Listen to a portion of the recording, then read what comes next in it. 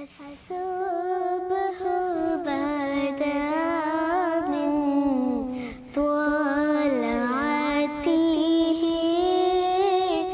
والليل دجى من وفرته الله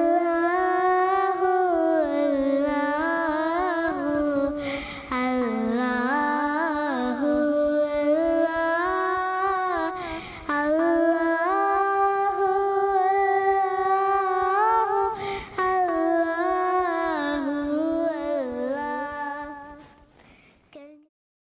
আসসালামু আলাইকুম ওয়া রাহমাতুল্লাহি ওয়া বারাকাতুহু।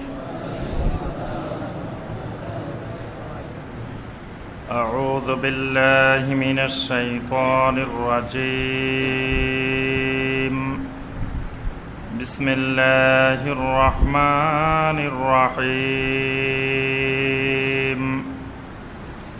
فلما ألقوا قال موسى ما جئتم به السحر إن الله سيبطله إن الله لا يصلح عمل المفسدين ويحق الله الحق بكلماته ولو كره المجرمون فما آمن لموسى إلا ذرية من قومه على خوف من فرعون وملئهم أن يفتنهم وإن فرعون لعال في الأرض وإنه لمن المسرفين وقال موسى يا قوم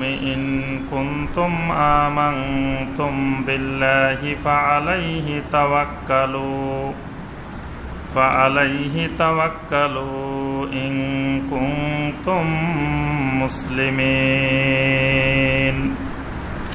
اللهم صل على محمد وعلى آل محمد كما صليت على إبراهيم وعلى آل إبراهيم إنك حميد مجيد اللهم بارك على محمد وعلى آل محمد كما باركت على إبراهيم وعلى آل إبراهيم إنك حميد مجيد সম্মানিত ওলামায়ে কেরাম, দূরের এবং কাছের সম্মানিত ভাই ও বোনেরা, আল্লাহ সুবহানাহু ওয়া তাআলার দরবারে কোটি কোটি শুকরিয়া যে আল্লাহ রাব্বুল আলামিন আমাদেরকে দীর্ঘ এক সপ্তাহ পরে শুক্রবার সলাতুল মাগরিবের পর নদ্দা সরকারবাড়ি জামে মসজিদ থেকে আল্লাহ রাব্বুল আলামিনের নাজিলকৃত কোরআনে কারীম থেকে কয়েকটি আয়াতে কারিমার সংক্ষিপ্তভাবে তাফসীর করার এবং শোনার তৌফিক দিয়েছেন। সেই রব্বুল আলামিনের শুকর আদায় করি, সকলে বলি আলহামদুলিল্লাহ। কোরআনে কারিমের ধারাবাহিক তাফসীরে যে সূরা থেকে আমাদের তাফসীর চলছিল সেই সূরাটির নাম হলো সূরা ইউনুস।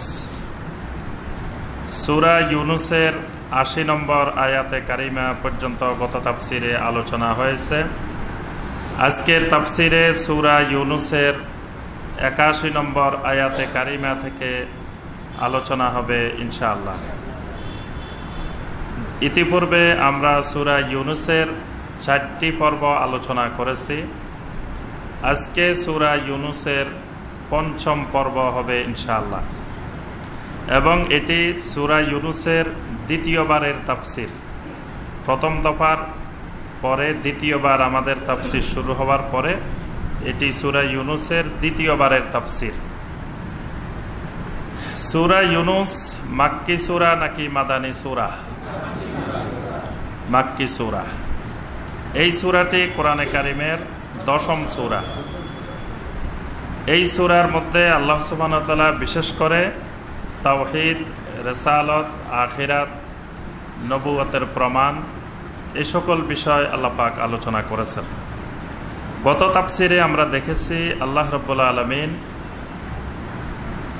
মক্কাবাসীদের সামনে ওই সময়কার দাওয়াতের যে চিত্র, যে অবস্থা, সেটিকে আল্লাহ রাব্বুল আলামিন কয়েকজন নবীর দাওয়াতের অবস্থার সাথে আল্লাহ পাক তুলনা করেছেন এবং ওই নবীদের অবস্থা যেমন হয়েছিল ঠিক একই অবস্থা মুহাম্মদ রাসূলুল্লাহ সাল্লাল্লাহু আলাইহি ওয়াসাল্লামের হয়েছিল।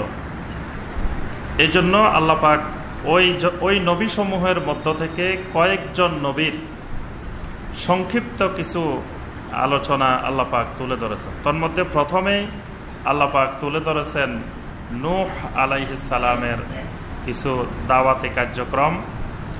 এরপরেই আল্লাহ সুবহানাহু ওয়া তাআলা তুলে ধরেছেন মূসা এবং হারুন আলাইহিমাস সালাম।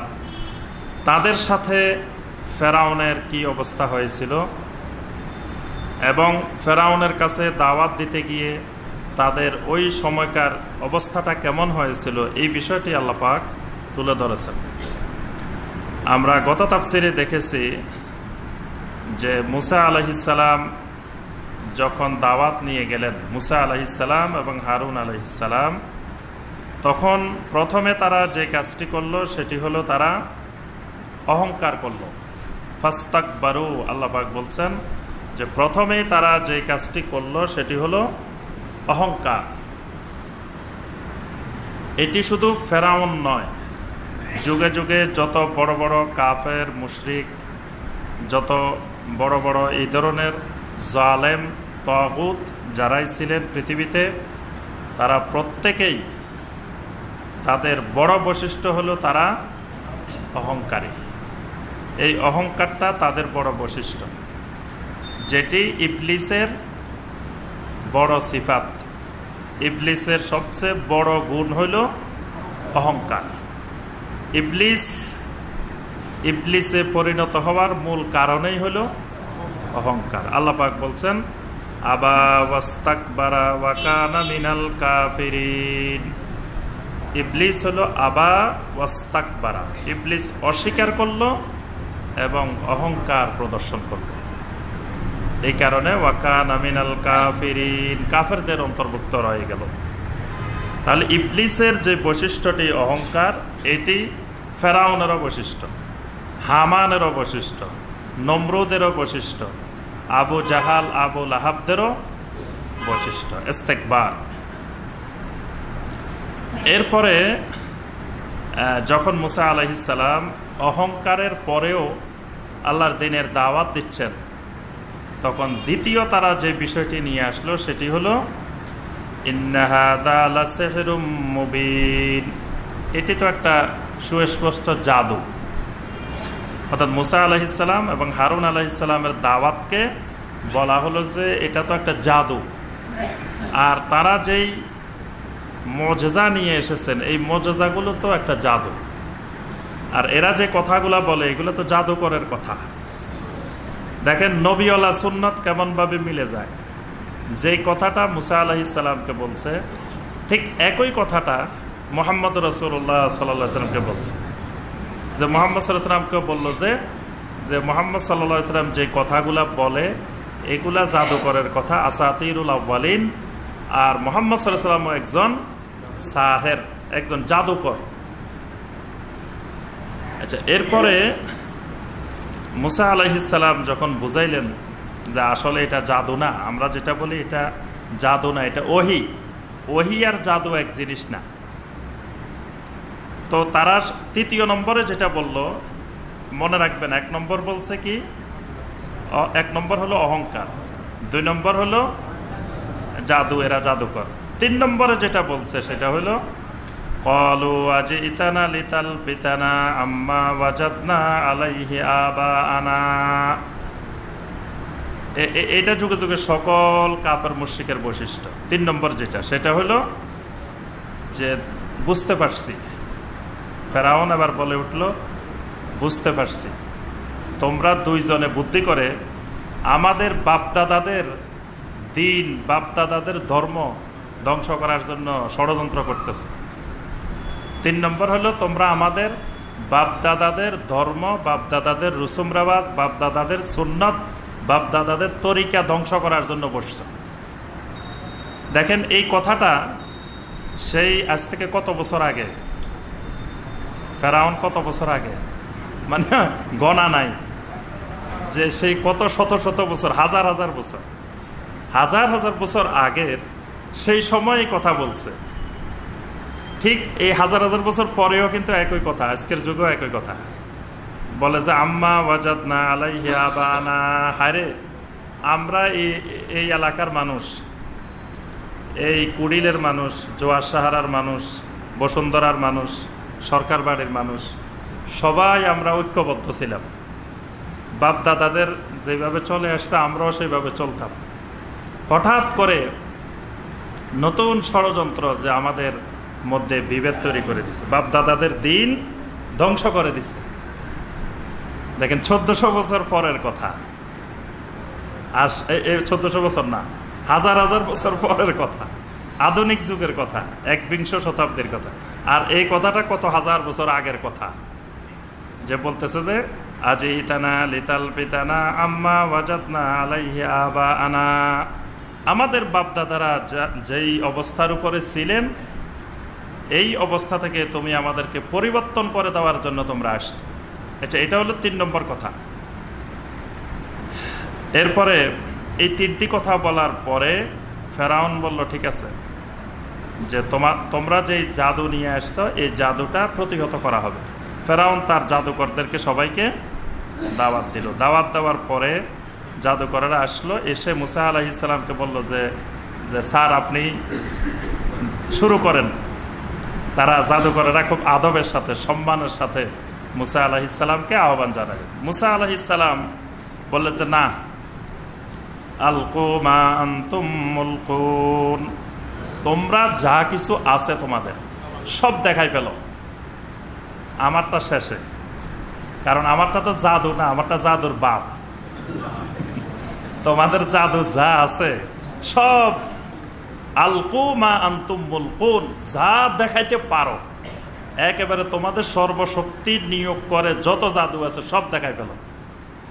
ফালাম্মা আলকাও, আল্লাহ পাক 81 নম্বর আয়াতে বলেন ফালাম্মা আলকাও, যখন তারা সব জাদু দেখাই ফেললো, একেবারে যা আছে সব। ক্বালা মূসা মা জিতুম বিহি আস-সিহর, মূসা আলাইহিস সালাম বলে উঠলেন, এই যে তোমরা যা কিছু দেখাইলে এই সব কিছু তো হলো সেহের, জাদু। তোমরা যা দেখাইছো এই সবগুলা হলো জাদু, মানে আমারটা জাদু না, তোমরা যেটা দেখাইছো এটা জাদু। ইন্নাল্লাহা সায়ুবতিলুহু, অবশ্যই আমার আল্লাহ রাব্বুল আলামিন অতি শীঘ্রই এই অল্প কিছুক্ষণের মধ্যে তোমাদের সব জাদু বাতিল করে দিবেন। সুবহানাল্লাহ। মূসা আলাইহিস সালাম বললেন যে সায়ুবতিলুহু, আরবি ভাষায়, আরবি ব্যাকরণের নিয়মে যখন মুদারের আগে সিন যোগ হয়, সাইয়া আলাবুন সায়ুবতিলু, এই সিন যোগ হওয়া মানে একেবারে দ্রুত, অতি তাড়াতাড়ি। মানে মূসা আলাইহিস সালাম বলতেন ইন্নাল্লাহা সায়ুবতিলুহু, আমার আল্লাহ অতি শীঘ্র এই অল্প কিছুক্ষণের মধ্যে তোমাদের সব জাদু বাতিল করে দিবেন, ধ্বংস করে দিবেন, নষ্ট করে দিবেন। ইন্নাল্লাহা লা ইউসলিহু আমালাল মুফসিদিন, কারণ আল্লাহ রাব্বুল আলামিন কখনো ষড়যন্ত্রকারীদের, সন্ত্রাসীদের কাজকে আল্লাহ কখনো সফল হইতে দেন না। আজ পর্যন্ত পৃথিবীতে কোথাও দেখেছেন যে কোনো সন্ত্রাসী সুন্দরভাবে মারা গেছে? যত বড় বড় সন্ত্রাসী, একেবারে নাম করা আন্তর্জাতিক সন্ত্রাসী যারা, এইরকম বড় বড়, এরা শেষ পর্যন্ত কোনোদিন কেউ সুন্দরভাবে মৃত্যুবরণ করতে পারে না। এক সন্ত্রাসীকে আরেক সন্ত্রাসী, একজনকে আরেকজন, বিভিন্নভাবে তাদের মৃত্যু হয়। তো মূসা আলাইহিস সালাম বললেন যে শোনো, ইন্নাল্লাহা লা ইউসলিহু আমালাল মুফসিদিন। আল্লাহ রাব্বুল আলামিন সন্ত্রাসীদের আমলকে, সন্ত্রাসীদের কাজকে আল্লাহ কখনো ইসলাহ করেন না, অর্থাৎ সফল হইতে দেন না। অর্থাৎ ফেরাউন যে আমলটা করতেছে, আমাদের সাথে যে ব্যবহারটা করতেছে, এটা সন্ত্রাসী কাজ। কোরআনে সন্ত্রাসের আরবি হলো ফাসাদ। ফাসাদ ফিল আরদ, জমিনে সন্ত্রাস। কোরআনের অসংখ্য জায়গায় আল্লাহ পাক ফাসাদ ফিল আরদ এই শব্দটা ব্যবহার করেছে। এবং আল্লাহ রাব্বুল আলামিন যখন মানুষ তৈরি করার জন্য আল্লাহ যখন সিদ্ধান্ত নিলেন পৃথিবীতে আল্লাহ জমিনের খলিফা বানাবেন, তখন ফেরেশতাদেরকে যখন ফেরেশতাদের সামনে তুলে ধরলেন, ফেরেশতারা কি বলছিল? মাই ইউফসিদু ফিহা ওয়া ইয়াসফিকুদ দিমা, আপনি কি জমিনে সন্ত্রাসী বানাইবেন? আল্লাহ বলছেন খলিফা বানাইতে চান, জমিনের খলিফা। আর ফেরেশতারা বলছেন মাই ইউফসিদু ফিহা, যারা জমিনে সন্ত্রাস সৃষ্টি করবে, ওয়া ইয়াসফিকুদ দিমা, যারা রক্তপাত করবে। করতেছে না মানুষ? জমিনে যারা রক্তপাত ঘটাবে, যারা সন্ত্রাস করবে, আপনি কি এইরকম একটা জাতি তৈরি করতে চাচ্ছেন? তাহলে আল্লাহ পাক এখানে সেই ফেরাউনকে পৃথিবীর সবচেয়ে বড় সন্ত্রাসী হিসাবে উল্লেখ করেছেন। এখানে মুসা আলাইহিস সালাম বললেন ইন্নাল্লাহা লা ইউসলিহু আমালাল মুফসিদিন, আল্লাহ পাক মুফসিদিনদের আমলকে সফল হতে দিবেন না। অর্থাৎ তোমরা যা জাদু নিয়ে আসছো, এই সব কিছু অল্প কিছুক্ষণের মধ্যে ধ্বংস হয়ে যাবে। ওয়া ইউহিক্কুল্লাহুল হাক্কা বিকালিমাতিহি ওয়ালাউ কারিহাল মুজরিমুন। আর যুগে যুগে অপরাধীরা, পাপী লোকেরা, খারাপ লোকেরা যতই অপছন্দ করুক না কেন, আল্লাহ রাব্বুল আলামিন হককে জমিনে তার কালেমার মাধ্যমে প্রতিষ্ঠিত করবেনই।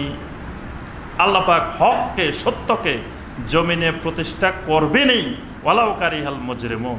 যদিও হক প্রতিষ্ঠিত হোক, এটা পাপী লোকেরা, অপরাধী লোকেরা এটা চায় না। অর্থাৎ আমারটা যে নবুয়ত, আমারটা যে ওহী, এটার প্রমাণ আল্লাহ রাব্বুল আলামিন দিয়ে দিবেন কিছুক্ষণের মধ্যে। এই পর্যন্ত বলে আল্লাহ পাক, এর পরের কথা আর বলেন নাই। জাদুকরদের সাথে এরপরে কি হয়েছে সেটা আর আল্লাহ পাক বলেন নাই। এখানে আল্লাহ পাক এই কথা শেষ করে দিয়েছেন। অর্থাৎ এই কথাটা আল্লাহ রাব্বুল আলামিন সূরা তাহার মধ্যে, আরো অনেক সূরার মধ্যে আল্লাহ বলছেন। এর জন্য কোরআন ইতিহাস বর্ণনা করার জন্য কোরআন না।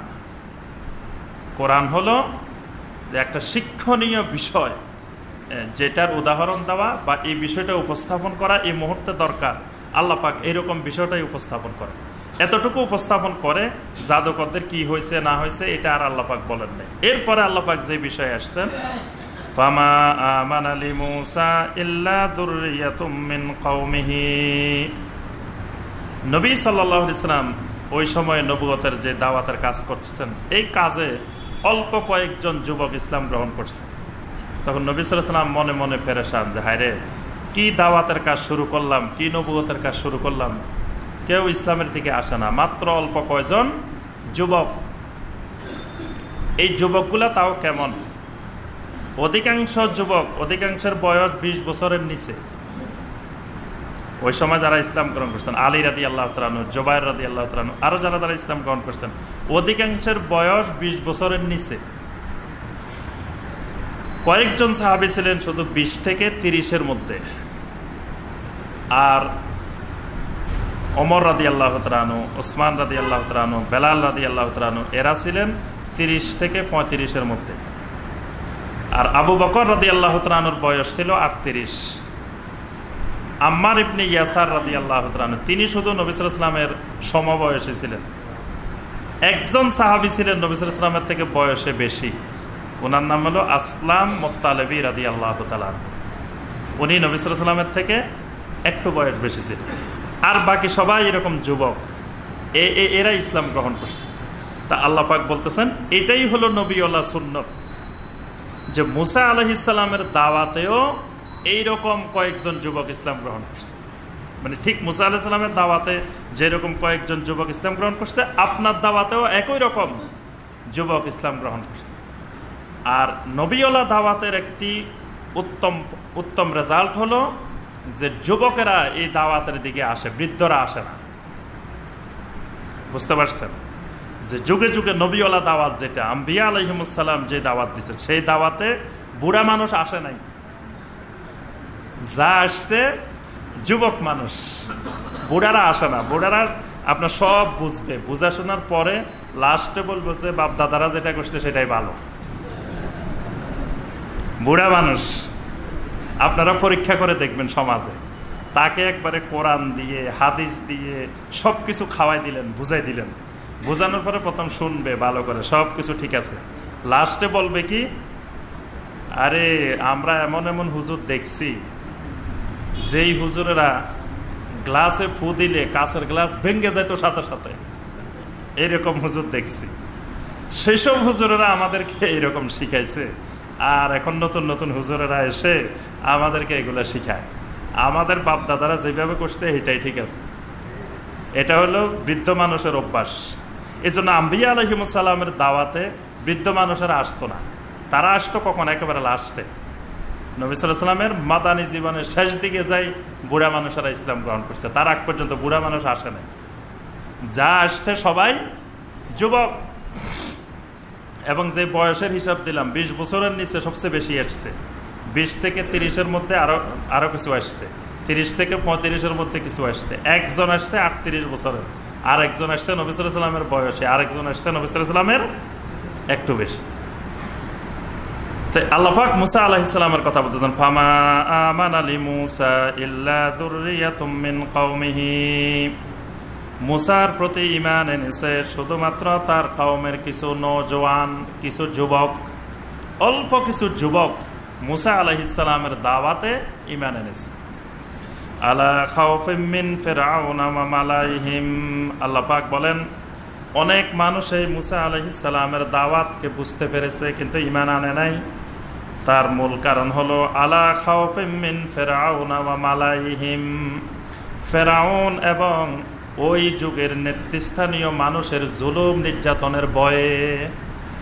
মানে অনেক মানুষের মনে মনে মুসা আলাইহিস সালামের প্রতি ঈমান আনতে চেয়েছিলেন কিন্তু ঈমান আনতে পারেন নাই। কারণ ছিল আলা খাউফিম মিন ফিরআউন, ফিরআউনের ভয়ে, ওয়া মালাইহিম এবং ওই সমাজের নেতৃস্থানীয় নেতাদের ভয়ে, আইয়াফতিনাহুম কারণ ফিরআউন এবং ওই নেতৃস্থানীয় মানুষেরা তাদের প্রতি জুলুম করবে, অত্যাচার করবে। ওয়া ইন্না ফিরআউনা লাআলিন ফিল আরদে। আল্লাহ পাক বলেন, ফিরআউন তো যে সে মানুষ ছিল না, সে জমিনের মধ্যে এক বড় সন্ত্রাসী ভয়ঙ্কর এক মানুষ ছিল। লাআলিন, আলিনের সাথে আল্লাহ পাক আরো একটা লাম যোগ করে তাকে দিয়ে বলছেন, হে তো বিশাল বড় ভয়ঙ্কর এক মানুষ ছিল ফিরআউন। খালি নামটা শুনি ছোট্ট ফিরআউন, কিন্তু এই ফিরআউন কঠিন এক মানুষ। ওয়া ইন্নাহু লামিনাল মুসরিফিন, এবং সে তো, তার জন্য কোনো সীমা রেখা ছিল না, সে তো সীমা রেখা লঙ্ঘনকারী। সে তো এমন সন্ত্রাসী যেরকম সন্ত্রাসী জমিনে আর তৈরি হয় নাই।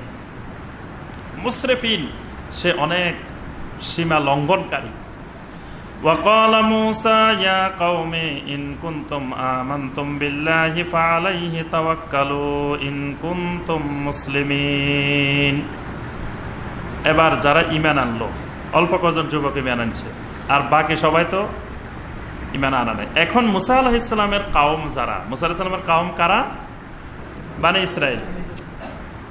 বানি ইসরাইল দুনিয়া শিরক করে, নামাজ পড়ে না। বানি ইসরাইলের সবচেয়ে বড় বদখাসিয়ত, মানে মুসা আলাইহিস সালাম যখন পৃথিবীতে আসছেন তখন সবচেয়ে বড় ভয়ঙ্কর খারাপ দিক ছিল এরা বেনামাজি ছিল। সে কথা আল্লাহ পাক বলছেন, পরে আসতেছে যে মুসা আলাইহিস সালামের কওম নামাজ ছেড়ে দিছে। সর্বপ্রথম আল্লাহর গজব আসার এদের প্রতি মূল কারণ এরা নামাজ ছেড়ে দিছে, বেনামাজি হয়ে গেছে। মসজিদে নাই, মুসা আলাইহিস সালাম আসার পরে মিশরে মসজিদে নাই। এক সময় বানি ইসরায়েল মসজিদের নগরীতে ভরপুর ছিল, মসজিদ আর মসজিদ, সে মসজিদে নাই, তাদের নামাজ ছেড়ে দিছে। আর বলতো কি, মুসা আলাইহিস সালাম দাওয়াত দিতে গেলে বলে যে আমরা তো মুসলমান, আমাদের কাছে আবার কিসের দাওয়াত। মুসা আলাইহিস সালাম বানি ইসরায়েলকে দাওয়াত দিতে গেলে বলে যে আমরা তো মুসলমান, মুসলমানের কাছে আবার কিসের দাওয়াত। তখন মুসা আলাইহিস সালাম ওই বানি ইসরায়েলকে লক্ষ্য করে বলেন, ওয়াকালা মুসা, মুসা আলাইহিস সালাম বললেন, ইয়া কওমে, হে আমার জাতি, ইন কুনতুম আমানতুম বিল্লাহি, যদি তোমরা আল্লাহর উপরে ঈমান এনে থাকো, ঈমানের দাবি করো, ফাআলাইহি তাওয়াক্কালু, তাহলে তোমরা সেই আল্লাহর উপরে তাওয়াক্কুল করো। ইন কুনতুম মুসলিমিন, যদি তোমরা আসলে মুসলিম হয়ে থাকো। যে তারা বলছে আমরা মুসলমান, এই জন্য দুটা কথা বলছে, ইন কুনতুম আমানতুম বিল্লাহ, আবার পরে বলছেন ইন কুনতুম মুসলিমিন, যদি তোমরা আল্লাহর উপরে ইমানদার হও, যদি তোমরা আসলেই মুসলিম হও, মুসলমান হও, তাহলে কি করবা? ফাআলাইহি তাওয়াক্কালু, আল্লাহর উপরে তাওয়াক্কুল করো। মানে তাদের আল্লাহর উপরে তাওয়াক্কুলে হারাই ফেলছে। ফাকালু আলাল্লাহি তাওয়াক্কালনা, বনি ইসরাইল বলে উঠল আল্লাহর উপরে আমরা তাওয়াক্কুল করলাম। রাব্বানা লা তাজআলনা ফিতনাতাল লিল কওমিজ জালিমিন, রব্বুল আলামিন আমাদেরকে জালেম জাতির পরীক্ষার কেন্দ্রে আমাদেরকে পরিণত করিও না। মানে তাহলে এই পরের কথা আগের কথা দুটা মিলান, দুইটা মিলাইলে একটা রেজাল্ট বের হবে। সেটা প্রথম কথা হলো আলাল্লাহি তাওয়াক্কালনা, বনি ইসরাইল বলল আল্লাহর উপরে তাওয়াক্কুল করলাম। তাওয়াক্কুল করার সাথে পরের কথাটা সম্পর্ক কি? যে রব্বুল আলামিন আমাদেরকে জালেমদের পরীক্ষার কারাগারে আমাদেরকে নিক্ষেপ করবেন না। তাহলে বোঝা গেল আল্লাহর উপরে তাওয়াক্কুল করার সাথে সাথেই তাদের উপরে জুলুম নেমে আসছে। এজন্য এই ভয়ে তারা আল্লাহর উপরে তাওয়াক্কুল করতো না। যখনই তারা বলছে আলাল্লাহি তাওয়াক্কালনা, আল্লাহর উপরে আমরা তাওয়াক্কুল করলাম, রব্বানা লা তাজআলনা ফিতনাতাল লিল কওমিজ জালিমিন, এরপরে আল্লাহর কাছে দোয়া করলেন রব্বুল আলামিন আমাদেরকে জালেম সম্প্রদায়ের ফিতনার মধ্যে নিক্ষেপ করবেন না। মানে আল্লাহর উপরে তাওয়াক্কুল করার কারণে আমাদের উপরে অসংখ্য পরীক্ষা নেমে আসবে, ফিতনা নেমে আসবে, আযাব নেমে আসবে, জুলুম নেমে আসবে। আল্লাহ আমাদেরকে এগুলা থেকে রক্ষা করুন। ওয়ানাজ্জিনা বিরহমাতিকা মিনাল কওমিল কাফিরিন, রব্বুল আলামিন আমাদেরকে কাফের জাতি থেকে আপনার রহমতের দ্বারা নাজাত দেন, মুক্তি দেন। ওয়া আওহাইনা ইলা মূসা ওয়া আখিহি, যখনই তার কওমের লোকেরা আল্লাহর উপরে তাওয়াক্কুল করলো, আল্লাহর উপরে তাওয়াক্কুলের দিকে যখন ফিরে আসলো, আল্লাহ বলেন আমি মূসা এবং মূসার ভাইকে ওহী পাঠাইলাম, নির্দেশ দিলাম আন তাবাওয়া লিকাওমিকুমা বিমিসরা বুয়ুতান, তোমাদের দুইজনের কওমের জন্য তোমরা মিশরে অনেকগুলা ঘর বানাও। মিশরে তোমরা শহরের এই নগরীতে অনেকগুলা ঘর তৈরি করো। ঘর কি জন্য? ওয়াজআলু বুয়ুতাকুম কিবলা, যাতে তোমরা তোমাদের ঘরগুলাকে কিবলা বানাইতে পারো, কিবলা বানাইতে পারো। ঘর আবার কিবলা হবে কিভাবে? মানে মসজিদ বানাও, তোমাদের যে ঘরগুলা বানাইবা ওয়াজআলু বুয়ুতাকুম কিবলা, সেই ঘরগুলাকে কিবলা মানে মসজিদ।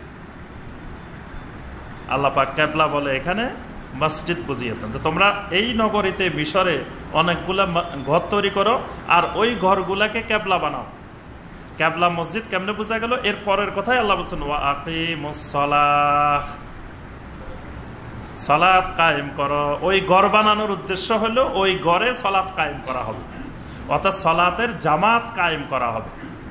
এই বনি ইসরাইল এই জাতি তারা জামাতে নামাজ ছেড়ে দিছে, মসজিদে নাই মিশরে, তারা মসজিদ বন্ধ করে দিছে, তারপরে তারা জামাতে সালাত বন্ধ করে দিছে। আল্লাহ পাক বললেন যে বনি ইসরাইল যে তোমরা আবার পুনরায় মসজিদ তৈরি করো, ওয়া আকিমুস সালাহ, সালাত কায়েম করো, ওয়া বাশশিরিল মুমিনিন, আর মুসা এবং মুসার ভাই হারুন তোমরা দুইজনে মুমিনদেরকে সুসংবাদ দাও। সুবহানাল্লাহ। তাহলে এখানে কয়েকটা জিনিস লক্ষণীয়। একটি জিনিস হলো ঘর বানানোর পরে আল্লাহ বলছেন ওয়া আকিমুস সালাহ, মসজিদ বানানোর পরে ওয়া আকিমুস সালাহ। তাহলে এতদিন যেই নামাজ তারা পড়তো, যে সালাত তারা আদায় করতো, এটা সালাত কায়েম হয় নাই। ঘরে ঘরে দুই একজনে হয়তো পড়তো, কিন্তু জামাতে পড়তো না। যখনই আল্লাহ পাক বলছেন যে মিশরে তোমরা এই ঘর বানাও, ঘরগুলাকে মসজিদে রূপান্তর করো, ওয়া আকিমুস সালাহ, আর সেই মসজিদগুলোতে সালাত কায়েম করো। তাহলে সালাত কায়েমের একটি গুরুত্বপূর্ণ অংশ হলো জামাতের সাথে সালাত আদায় করা। একাকী সালাত আদায় না করে জামাতের সাথে সালাত আদায় করা। জামাতের সাথে সালাত আদায় করা কি? ওয়াজিব, এবং অনেক ফকিহদের মতো ফরজ। হানাফি মাযহাবের ফকিহদের মতে ওয়াজিব তরক করলেও কবিরা গুনাহ। ইচ্ছাকৃত যদি কেউ ওয়াজিব তরক করে ওজরবিহীন, তাহলে তার কবিরা গুনাহ হবে। তাহলে আপনি একাকী, আপনার সুযোগ আছে, সময় আছে, কোনো ওজন নাই, তাও যদি জামাত ছেড়ে আপনি যদি একাকী সালাত আদায় করেন, তাহলে আপনার একটা ওয়াজিব তরক হবে। এই বানি ইসরায়েলের অধপতনের একটি অন্যতম কারণ হলো তারা সালাতের জামাত ছেড়ে দিয়েছে। যেই জাতি জামাত ছেড়ে দিবে সেই জাতির মধ্যে অধপতন নেমে আসবে। আর যখন নামাজ ছেড়ে দিবে, যেই জাতির লোকেরা বেনামাজি হয়ে যাবে, সেখানে আল্লাহর কোনো রহমত আসবে না। আরেকটি জিনিস সাথে সাথে লক্ষণীয়, যে সালাত কায়েমের পরে আল্লাহ বলছেন ওয়াবাশশিরিল মুমিনিন, মুমিনদেরকে সুসংবাদ দাও। তাহলে এতক্ষণ পর্যন্ত সালাত কায়েম যতক্ষণ হবে না, ততক্ষণ মুমিন হবে না। যখনই ওই বানি ইসরায়েল সালাত কায়েম করবে, ওয়াবাশশিরিল মুমিনিন, আল্লাহ পাক তখন সম্বোধন করলেন মুমিনদেরকে সুসংবাদ দাও। অত সালাতের সাথে ঈমানের সম্পর্ক। এতদিন বানি ইসরায়েলের সালাত ছিল না, নামাজ ছিল না, ঈমানও ছিল না। এজন্য আল্লাহ বলেন ওয়াকিমুস সালাতা ওয়াবাশশিরিল মুমিনিন, সালাত কায়েম করো। আর এই সালাত কায়েম যখন শুরু হবে, তখন মুমিনদেরকে সুসংবাদ দাও। সুবহানাল্লাহ। ওয়াকালা মূসা রব্বানা ইন্নাকা আতাইতা ফিরআউনা ওয়া মালাহু যিনাতাও ওয়া আমওয়ালান ফিল হায়াতিদ দুনিয়া। মূসা আলাইহিস সালাম আল্লাহ পাকের নিকটে বললেন, আল্লাহ রাব্বুল আলামিন, ফেরাউন এত বড় সন্ত্রাসী হয়েছে, এত বড় খারাপ মানুষ হয়েছে, তার মন্ত্রী পরিষদ এত জঘন্য হয়েছে, এটার কারণ তো তুমি দিয়েছ। মুসা আলাইহিস সালাম গবেষণা করে বের করছে যে ফেরাউন এত বেয়াদব হয়েছে কেন, এত বড় সন্ত্রাসী হইল কেন, এটার কারণ কি। তো শেষ পর্যন্ত বের করছে যে ফেরাউন তো এত বড় সন্ত্রাসী হইতে পারতো না, এটা তো আল্লাহর কারণে হয়েছে। মুসা আলাইহিস সালাম তখন আল্লাহর কাছে দোয়া করলেন, রাব্বানা রাব্বুল আলামিন ইন্নাকা আতাইতা ফিরআউনা ওয়া মালাহু, আপনি তো ফেরাউনকে এবং ফেরাউনের ওই নেতাদেরকে, পরিষদকে, মন্ত্রী পরিষদকে দান করেছেন জিনাতান ওয়া আমওয়ালান ফিল হায়াতিদ দুনিয়া, দুনিয়ার জীবনের যত ভোগ্য পণ্য আছে, যত সামগ্রী আছে, যত সম্পদ আছে, সকল সম্পদ তো আপনি তাদেরকে দিয়ে দিছেন। আপনার এই সম্পদ দেওয়ার কারণেই তো তারা সন্ত্রাসী হয়েছে আর এত কিছু হয়েছে। আপনি যদি তাদেরকে ক্ষমতা না দিতেন, যদি আপনি তাদেরকে সম্পদ না দিতেন, গরিব বানাই দিতেন, ক্ষমতা ছিনিয়ে নিতেন, তাহলে কি তারা এত বড় সন্ত্রাসী হইতে পারত? এজন্য সরাসরি আল্লাহকে লক্ষ্য করে মুসা আলাইহিস সালাম বলছেন, ইন্নাকা আতাইতা ফিরআউনা ওয়া মালাহু যিনাতান ওয়া আমওয়ালান ফিল হায়াতিদ দুনিয়া, দুনিয়ার জীবনের জন্য যত সৌন্দর্যের উপকরণ, যত সুশোভিতের উপকরণ, যত সম্পদ আছে, সব তো আপনি তাদেরকে দিয়ে দিছেন। আর বানি ইসরায়েলের যে মানুষগুলা মাজলুম, যে মানুষগুলা নির্যাতিত, তাদেরকে তো আপনি গরিব বানায় রেখেছেন। আর এর সাথে আরেকটা কথা বলছেন, রাব্বানা লিয়ুদিল্লু আন সাবিলিক, রাব্বুল আলামিন, আপনি কি এগুলো তাদেরকে এই জন্যই দিছেন তারা যাতে দুনিয়ার মানুষদেরকে আপনার রাস্তা থেকে গোমরাহ করে দিতে পারে। মুসা আলাইহিস সালাম এটা বলছে যে আল্লাহ, এই সম্পদ, এই ক্ষমতা, এইগুলো কি এই জন্য দিছেন যে এরা আপনার বান্দাদেরকে আপনার রাস্তা থেকে গোমরাহ করে দিবে। মানে প্রজাদেরকে, সাধারণ মানুষদেরকে গোমরাহ বানানোর জন্য আপনি তাদেরকে পাঠাইছেন। মানে আল্লাহর পক্ষ থেকে ফেরাউন এবং তারা নিযুক্ত হয়েছে যে আল্লাহর বান্দাদেরকে তারা গোমরাহ করবে। এই গোমরাহ করার জন্য যত উপকরণ দরকার আল্লাহ কিন্তু সব দিয়ে দিছে তাদেরকে। সম্পদও দিছেন, ক্ষমতাও দিছেন, সব দিছেন। এরপরে মুসা আলাইহিস সালাম সর্বশেষ আল্লাহর কাছে দোয়া করলেন, রব্বানা তমিস আলা আমওয়ালিহিম, রাব্বুল আলামিন, তাদের সকল সম্পদ আপনি ধ্বংস করে দেন। যদি এরা হেদায়েত পাইতে হয়, তো প্রথম কাজ হলো আপনি এদের সব সম্পদ ধ্বংস করে দেন। সম্পদ থাকলে এরা কখনো হেদায়েত পাবে না। ওয়াশদুদ আলা কুলুবিহিম, রাব্বুল আলামিন, তাদের অন্তরের উপরে আপনি একটা মোহর মেরে দেন, একটা সিল মারি দেন, তাদের অন্তরে মোহর মেরে দেন। ফালা ইউমিনু হাত্তা ইয়ারাবুল আযাবাল আলীম, যাতে এক কঠিন বেদনাদায়ক শাস্তি দেখা পর্যন্ত তারা ঈমান না আনে। এই তো আল্লাহ কবুল করছেন। এজন্য ফেরাউন ঈমান আনছে। কখন ঈমান আনছে? আযাব দেখার পরে। মুসা আলাইহিস সালাম কিন্তু দোয়া করছেন, নবীওয়ালা দোয়া, নবীর দোয়া কখনো ফেরত যায় না, সাথে সাথে কবুল। তো মুসা আলাইহিস সালাম বললেন যে আল্লাহ তার সকল সম্পদ ধ্বংস করে দাও, তার অন্তরে মোহর মেরে দাও, আর যেন আযাব দেখার আগে সেই জন্য ঈমান নসিব না হয়। তাহলে দেখেন এই বদদোয়া একজন নবী যারা রহমতুল লিল আলামিন, যারা দুনিয়াবাসীদের জন্য, জমিনবাসীদের জন্য নবীরা রহমত, সে রহমতের নবীরা যদি এই জঘন্য দোয়া করেন, কোন অবস্থায় গেলে এরকম দোয়া করতে পারেন? মানে কোন পরিস্থিতিতে গিয়ে মুসা আলাইহিস সালাম এই দোয়া করছেন যে আল্লাহ তাদের সব সম্পদ ধ্বংস করে দাও, অন্তরে মোহর মেরে দাও, এবং যতক্ষণ না তারা কঠিন আযাব দেখে ততক্ষণ ঈমান নসিব করিও না। ক্বালা কাদ উজিবাত দাওয়াতুকুমা, আল্লাহ পাক বললেন মুসা এবং হারুন তোমাদের দুজনের দোয়া কবুল হয়ে গেছে। সুবহানাল্লাহ।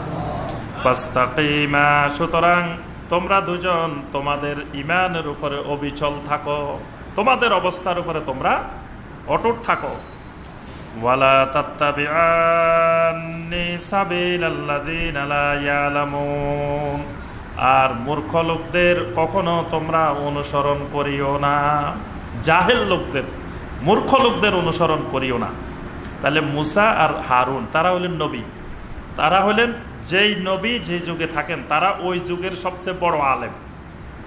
কারণ অন্যদের এলেম হলো জমিন থেকে আসে, আর ওনাদের এলেম আসে কোথা থেকে? আসমান থেকে। তো ওই এলেমের সাথে দুনিয়ার এলেম কি তুলনা হয়? তো আল্লাহ পাক তাদেরকে বলতেছেন ওয়ালা তাত্তাবিআন্নি সাবিলাল্লাযীনা লা ইয়ালামুন, খবরদার যারা জাহেল, যারা যাদের এলেম নাই, ওই জাহেলদের তরিকা আপনারা অনুসরণ করবেন না। তাহলে বোঝা গেল যে জাহেলদের তরিকা দুনিয়াতে খুব শক্তিশালী। সে মুসা আলাইহিস সালামের যুগেও জাহেলদের তরিকা, এই যারা এলেম নাই মূর্খ লোকদের তরিকা, মূর্খ লোকদের রাস্তা, এটা অনেক বড় রাস্তা ছিল। এজন্য আল্লাহ নবী, দুইজন নবীকে সতর্ক করতেছেন যে খবরদার ওই রাস্তার অনুসরণ আপনারা করবেন না।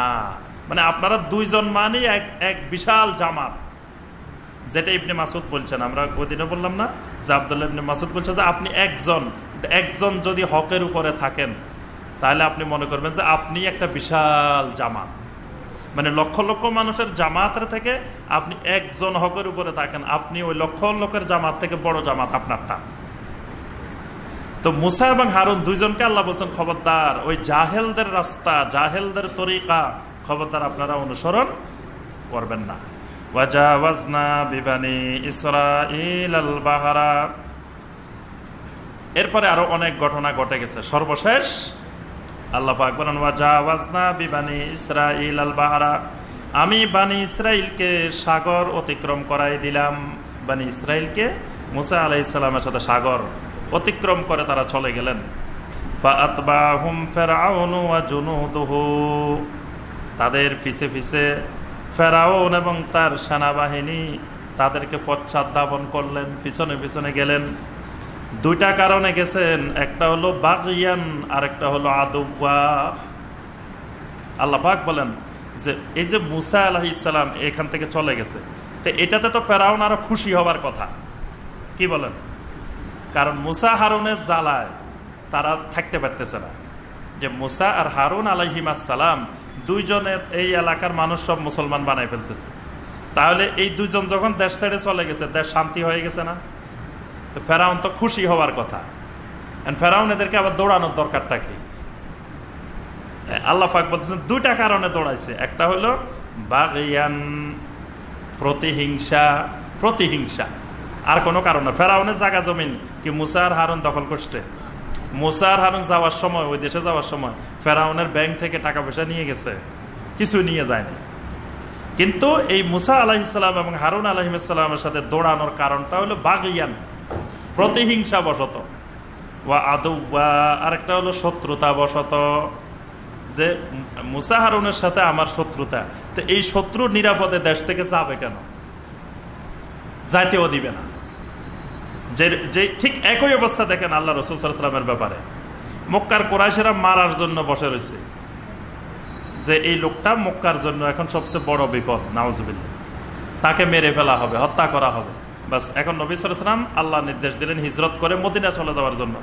তাহলে তো ভালো জিনিস যে লোকটা আমাদের মক্কা থেকে চলে গেল, তো মক্কা নিরাপদ, লোকটা মদিনা চলে যাচ্ছে, লোকটাকে আবার পিছনে পিছনে দৌড়ানোর খোঁজার দরকার কি?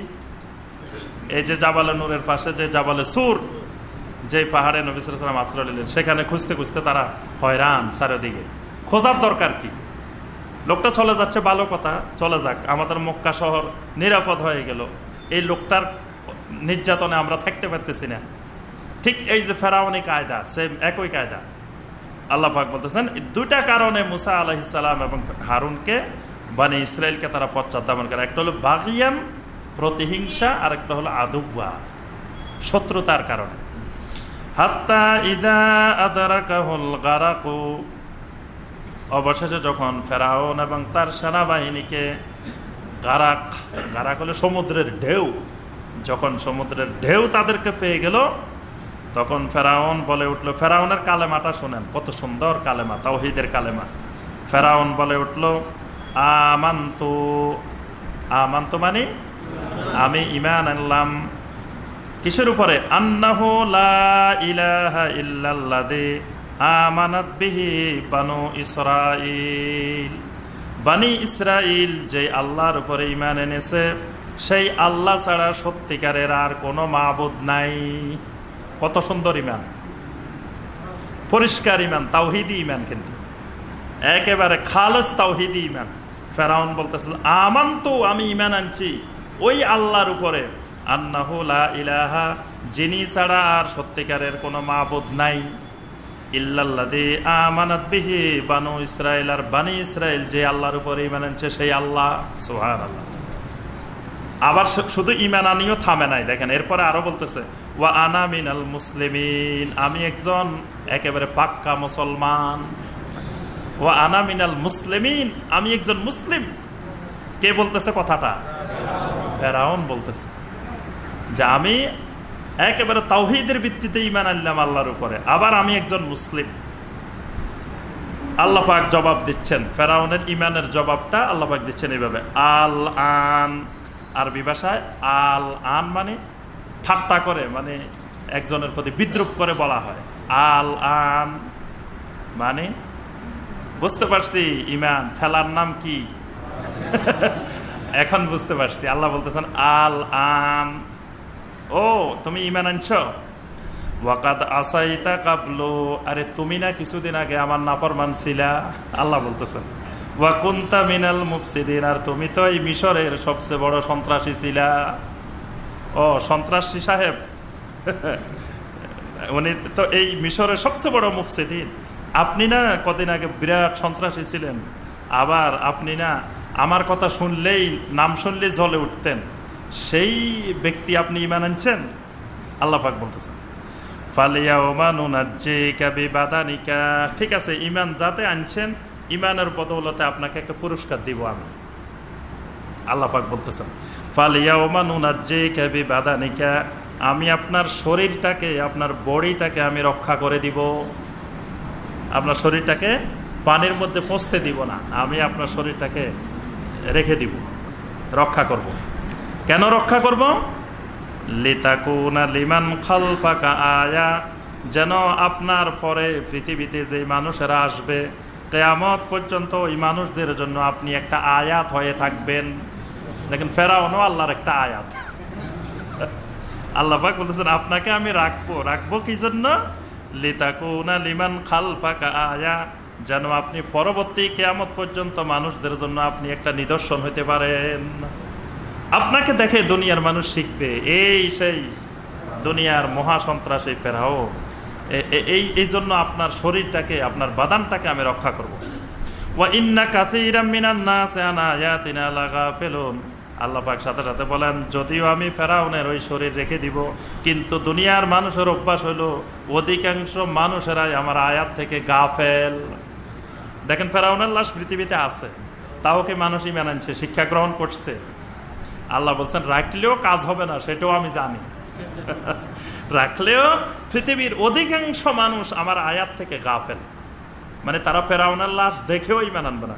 প্রতিদিন হাজার হাজার পর্যটক ফেরাউনের লাশ দেখতেছে না, দেখে কয়জন ঈমান আনতেছে? না। ফেরাউনের লাশটা সিনাই উপত্যকার সেই জাবালে ফেরাউন, বর্তমানে এই পাহাড়টার নাম হলো জাবালে ফেরাউন।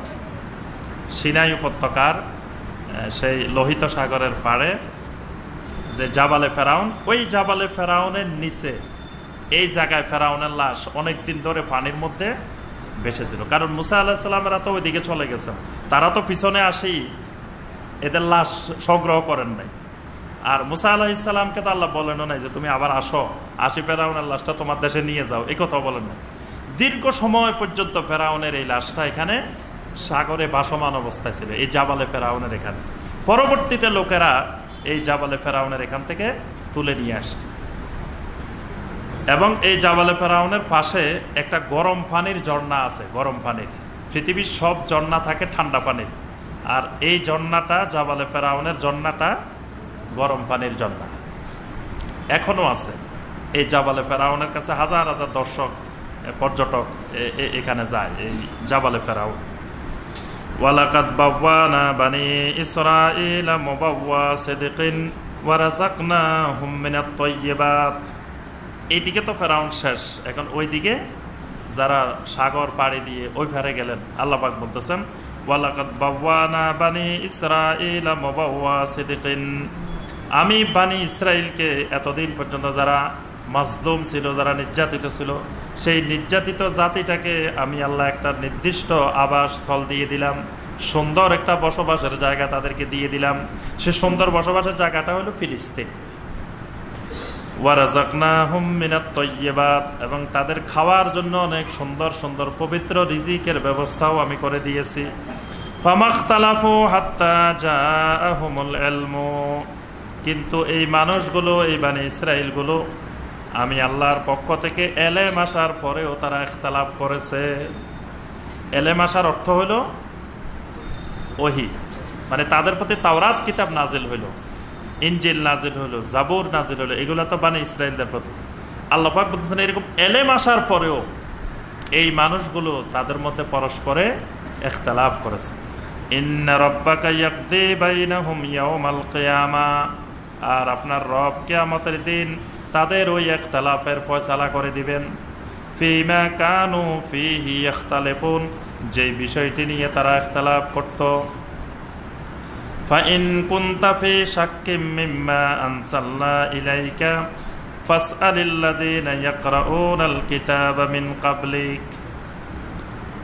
এখন এই যে এতক্ষণ পর্যন্ত যে ঘটনাগুলো মুসা আলাইহিস সালামের, তারপরে হারুন আলাইহিস সালামের, ফেরাউনের যে কথাগুলো শোনানো হলো, শোনানোর পরে আল্লাহ পাক বলতেছেন ফাইন কুনতা ফি শাক্কিম মিম্মা আনসালনা ইলাইকা, এই যে তোমাদের উপরে যে কথাগুলো নাজিল করলাম, এই কথাগুলোর ব্যাপারে যদি তোমাদের কোনো সন্দেহ থাকে, বিশ্বাস যদি না হইতে চায়, ফাসআলিল্লাযীনা ইয়াকরাউনাল কিতাবা মিন ক্বাবলিকা, তোমাদের পূর্বে থেকে যারা আল্লাহর কিতাব তেলাওয়াত করে, আল্লাহর কিতাব পড়ে, সেই মানুষগুলোকে তোমরা জিজ্ঞাসা করো। তাহলে এখানে দুইটা জিনিস শিক্ষণীয় বিষয়। আপনার আমার কাছে যদি কোনো বিষয়ে সন্দেহ লাগে, তো জিজ্ঞাসা করতে হবে কোথায়? হ্যাঁ, যারা কিতাব পড়ে তাদের কাছে, যারা কিতাবের তালিম করে। আল্লাহ পাক বলছে ফাসআলিল্লাযীনা ইয়াকরাউনাল কিতাবা মিন ক্বাবলিক, আপনার পূর্ব থেকে যারা কিতাব পাঠ করে সেই কিতাবওয়ালাদের কাছে জিজ্ঞাসা করেন। কোন কিতাব পাঠ করে, কোন কিতাবের তালিম করে? কিতাব বলতে কোনটা? আল কিতাবু হুয়া কালামুল্লাহ আল মাকতুবু ফিল মাসাহিফ আল মুনাজ্জাল আলা রাসূল সাল্লাল্লাহু আলাইহি ওয়াসাল্লাম ওয়াল মানকুলু আনহু নাকলান মুতাওয়াতিরান বিলা শুবহাতিন। কিতাবের সংজ্ঞা, সুপ্রসিদ্ধ কিতাব নুরুল আনোয়ার, আমাদের দেশের সকল মাদ্রাসার পাঠ্য কিতাব। সে পাঠ্য কিতাবের মধ্যে বলা আছে কিতাব কাকে বলে। কিতাব হলো হুয়া কালামুল্লাহ, কিতাব হলো কালামুল্লাহ, আল্লাহর কালাম। আর আল মুনাজ্জাল আলা রাসূল সাল্লাল্লাহু আলাইহি ওয়াসাল্লাম, কিতাব হলো রাসূল সাল্লাল্লাহু আলাইহি ওয়াসাল্লামের উপরে নাজিল হওয়া। তাহলে যেটা রাসূল সাল্লাল্লাহু আলাইহি ওয়াসাল্লামের উপরে নাজিল হয়েছে ওইটাই কিতাব। আল মাকতুবু ফিল মাসাহিফে, যেটা সহিফের মধ্যে, মাসাহিফের মধ্যে লেখা হয়েছে, এই যে মাসাহিফের মধ্যে লেখা হয়েছে, ওয়াল মানকুলু আনহু নাকলান মুতাওয়াতিরান বিলা শুবহাতিন। এটাই হলো কিতাবের সংজ্ঞা। তাহলে কিতাবের তালিম বলতে কোন কিতাব? আল্লাহর কালামের তালিম। আল্লাহর কালাম যারা তাফসির করে, বয়ান করে, আলোচনা করে, পড়াশোনা করে, আল্লাহ বলছে এদের কাছে জিজ্ঞাসা করা। বুঝতে পারছেন? লাকাদ জাআকাল হাক্কু মির রাব্বিক ফালা তাকুনান্না মিনাল মুমতারিন। আপনার রবের পক্ষ থেকে হক এসে গেছে, সুতরাং আর সন্দেহ সংশয়কারী হওয়ার কোনো অবকাশ নাই। হক এসে গেছে মানে কিতাব এসে গেছে, কোরআন এসে গেছে। সুতরাং এই কিতাব এসে যাওয়ার পরে আর সন্দেহ সংশয় করার কোনো কারণ নাই। ওয়ালা তাকুনান্না মিনাল্লাযিনা কাযযাবু বিআয়াতিল্লাহ।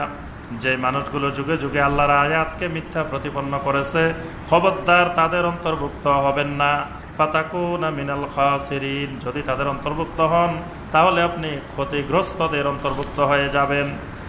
ইন্নাল্লাযীনা হাক্কাত আলাইহিম কালিমাতু রাব্বিকা লা ইউমিনুন।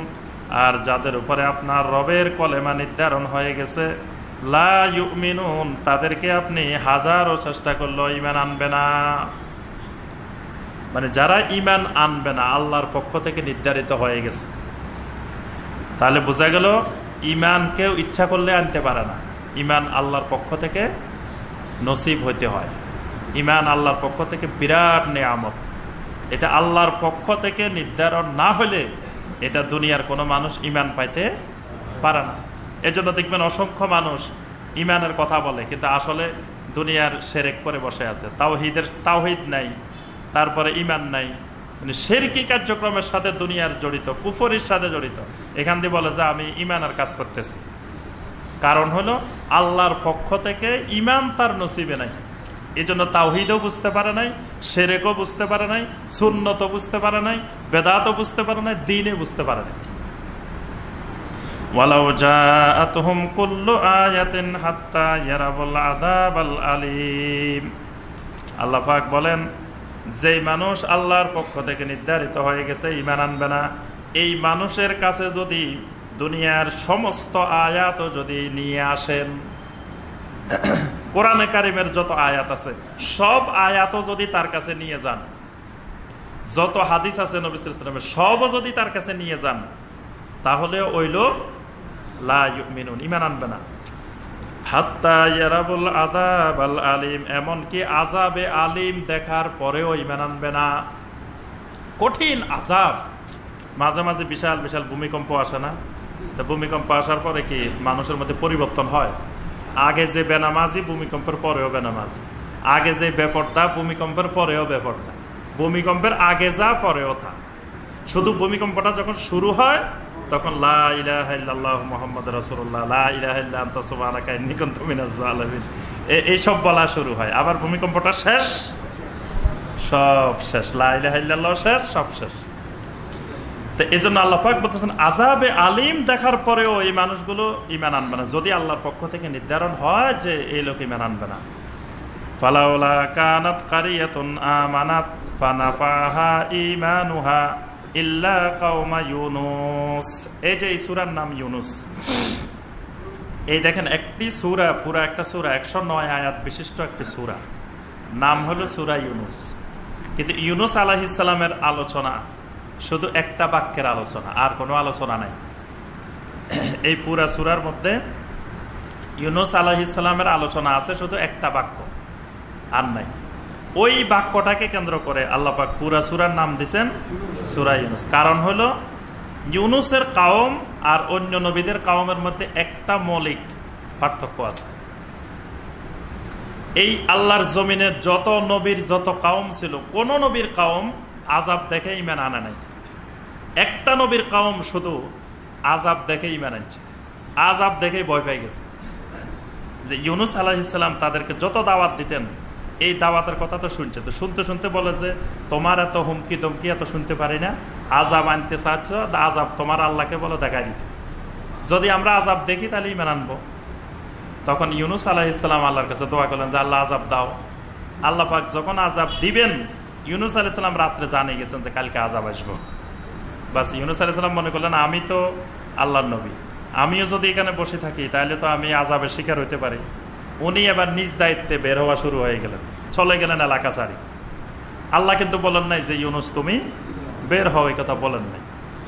এখন এই জন্য ইউনুস আলাইহিস সালাম সে মাছের পেটে গেলেন, যা যা হওয়ার হয়েছে। কিন্তু এখান দিয়ে এই কাওমের লোকেরা যখন দেখলো আযাব আসতেছে, বুঝে গেছে এরা যে আমরা যে এতদিন আযাব চাইছি, ওই যে আযাব এসে যাচ্ছে। তারা আবার ইউনুস আলাইহিস সালামকে খুঁজতেছে যে আমরা সবাই ঈমান আনবো, এখন নবী নাই। এই জন্য আল্লাহ পাক বেশি খেপছেন ইউনুস আলাইহিস সালামের উপরে, যে কাওম তোমাকে খুঁজে আর তুমি নাই। তখন এই আল্লাহ পাক এই জন্য ইউনুস আলাইহিস সালামের কাওমের বিষয়টাকে আলাদা করে দেখছেন। এই জন্য একটা সূরার নামে দিয়ে দিচ্ছেন সূরা ইউনুস। কিয়ামত পর্যন্ত ওই কাওমের দৃষ্টান্তটা মানুষের কাছে থাকবে যে একটা কাওম শুধু আল্লাহর জমিনে আযাব দেখে ঈমান আনছে, এরা হলো কওমে ইউনুস। আচ্ছা, ইউনুস আলাইহিস সালামের এলাকাটা কোন জায়গা ছিল? ইউনুস আলাইহিস সালামের এলাকাটার ব্যাপারে মুফাসসিরিনে কেরাম বলেন এই এলাকাটা ছিল বর্তমান ইরাকের মানে প্রাচীন যে আশুরীয় সভ্যতার যে এলাকা বলা হয়, অর্থাৎ বর্তমান যে মসুল নগরী, বর্তমান যুদ্ধ বিগ্রহের কারণে কিন্তু এলাকাগুলো সবার কাছে পরিচিত। ইরাকের মসুল নগরী, সে মসুল নগরীর পাশেই এই একটা এলাকা ছিল, এই এলাকাটার নাম ছিল নিনোবা। এই নিনোবা নামে যে অঞ্চলটা ছিল, এই অঞ্চলটাই ছিল ইউনুস আলাইহিস সালামের এলাকা। আর ইউনুস আলাইহিস সালামকে বাইবেলে বিভিন্ন গ্রন্থে নাম দেওয়া হয়েছে জোনা। আমরা কোরআনের ভাষায় ইউনুস, আর বাইবেলে অন্যান্য গ্রন্থে ইহুদি খ্রিস্টানদের গ্রন্থগুলোতে ইউনুস আলাইহিস সালামের নাম হলো জোনা। তো এই জোনার কোন এলাকায় ছিলেন এবং ওই কওমের অবস্থান তাদের গ্রন্থগুলোতে অনেক তথ্য পাওয়া যায়। সে তথ্যগুলা মানে তথ্য নির্ভর না, সেগুলো ইসরায়েলি রওয়ায়াত। কোরআন এবং সুন্নাহ যে এদের ইতিহাস বর্ণনা করা আমাদের আল্লাহ পাকের উদ্দেশ্য না। মানে এরা কোন এলাকা ছিলেন, সেখানে কারা কারা ছিল, ইউনুস আলাইহিস সালামের বাপের নাম কি, ইউনুস আলাইহিস সালামের মার নাম কি, ইউনুস আলাইহিস সালামের নানির নাম কি, এই কথা কিন্তু কোরআনেও নাই, হাদিসেও নাই। এন্ড কেউ যদি বলে যে ইউনুস আলাইহিস সালামের মার নাম বলেন তো, তা আপনি কোথায় পাইবেন? অর্থাৎ এগুলো হলো বেহুদা জিনিস। আল্লাহ সুবহানাহু ওয়া তাআলা কোরআনে কারিমে এরকম বেহুদা কোনো কথা, একটা বাক্য, একটা শব্দ আল্লাহ পাক নাজিল করেন না। যতটুকু দুনিয়ার মানুষের জানার দরকার ঠিক ততটুকুই আল্লাহ পাক নাজিল করছেন। তো ইউনুস আলাইহিস সালামের কওমের কথা আল্লাহ পাক বলেন, ফালাউলা কানাত কারিয়াতুন আমানাত ফানাফাহা ঈমানুহা, যদি ওই জনপদের অধিবাসী ঈমান আনতো, ওই ঈমান তাদের উপকার দিত। ইল্লা কাওমা ইউনুস, শুধুমাত্র ইউনুসের কাওম ছাড়া, মানে ইউনুসের কাওম ছাড়া, কওমে ইউনুস ছাড়া আর কোনো কাওম দুনিয়াতে তাদের আযাব দেখার পরে তারা ঈমান আম্বিয়া আলাইহিস সালাম। এই বেবিলনীয় সভ্যতা হলো ইব্রাহিম আলাইহিস সালামের কারণে, আর এই আশুরীয় সভ্যতা বা এশিরীয় সভ্যতা, এই সভ্যতা হলো ইউনুস আলাইহিস সালামের কারণে। ইউনুসের কওমকে আল্লাহ বলেছেন ওয়া মাত্তানাহুম ইলাহিন, যে আযাব দেখে ঈমান আনার কারণে আল্লাহ পাক এত খুশি হয়েছেন। খুশি হয়ে আল্লাহ পাক তাদেরকে দীর্ঘ একটি সময় পর্যন্ত জমিনে এমন তাদের নিয়ামত রাজি আল্লাহ পাক দিয়েছেন, তারা পৃথিবীর প্রতিনিধিত্ব করেছে এই কওমে ইউনুস। ওয়ালাউ শাআ রাব্বুকা লাআমানা মান ফিল আরদি কুল্লুহুম জামিআ, এই যে ওই নবী সাল্লাল্লাহু আলাইহি ওয়াসাল্লাম যে চিন্তা ফেরেশানের মধ্যে ছিলেন যে এত দাওয়াত দিই, এত কাজ করি, ঈমান আনা না। তা আল্লাহ পাক বলতেছেন শোনো, প্রথমে আল্লাহ পাক বলছেন যে আল্লাহ যদি নির্ধারণ করেন যে ঈমান আনবেন না, তাহলে তাকে দুনিয়ার সকল আয়াত, সকল আযাব যা দিবা কাজ হবে না। আর এরপর আল্লাহ পাক আরো স্পষ্ট করে দিচ্ছেন, ওয়ালাউ শাআ রাব্বুকা লাআমানা মান ফিল আরদি কুল্লুহুম জামিআ, আল্লাহ পাক বলেন আপনার রব যদি ইচ্ছা করতেন তাহলে দুনিয়ার জমিনের মধ্যে যা কিছু আছে, যত মানুষ আছে, জিন আছে, যা আছে, সকল মানুষই ঈমানদার হয়ে যেত।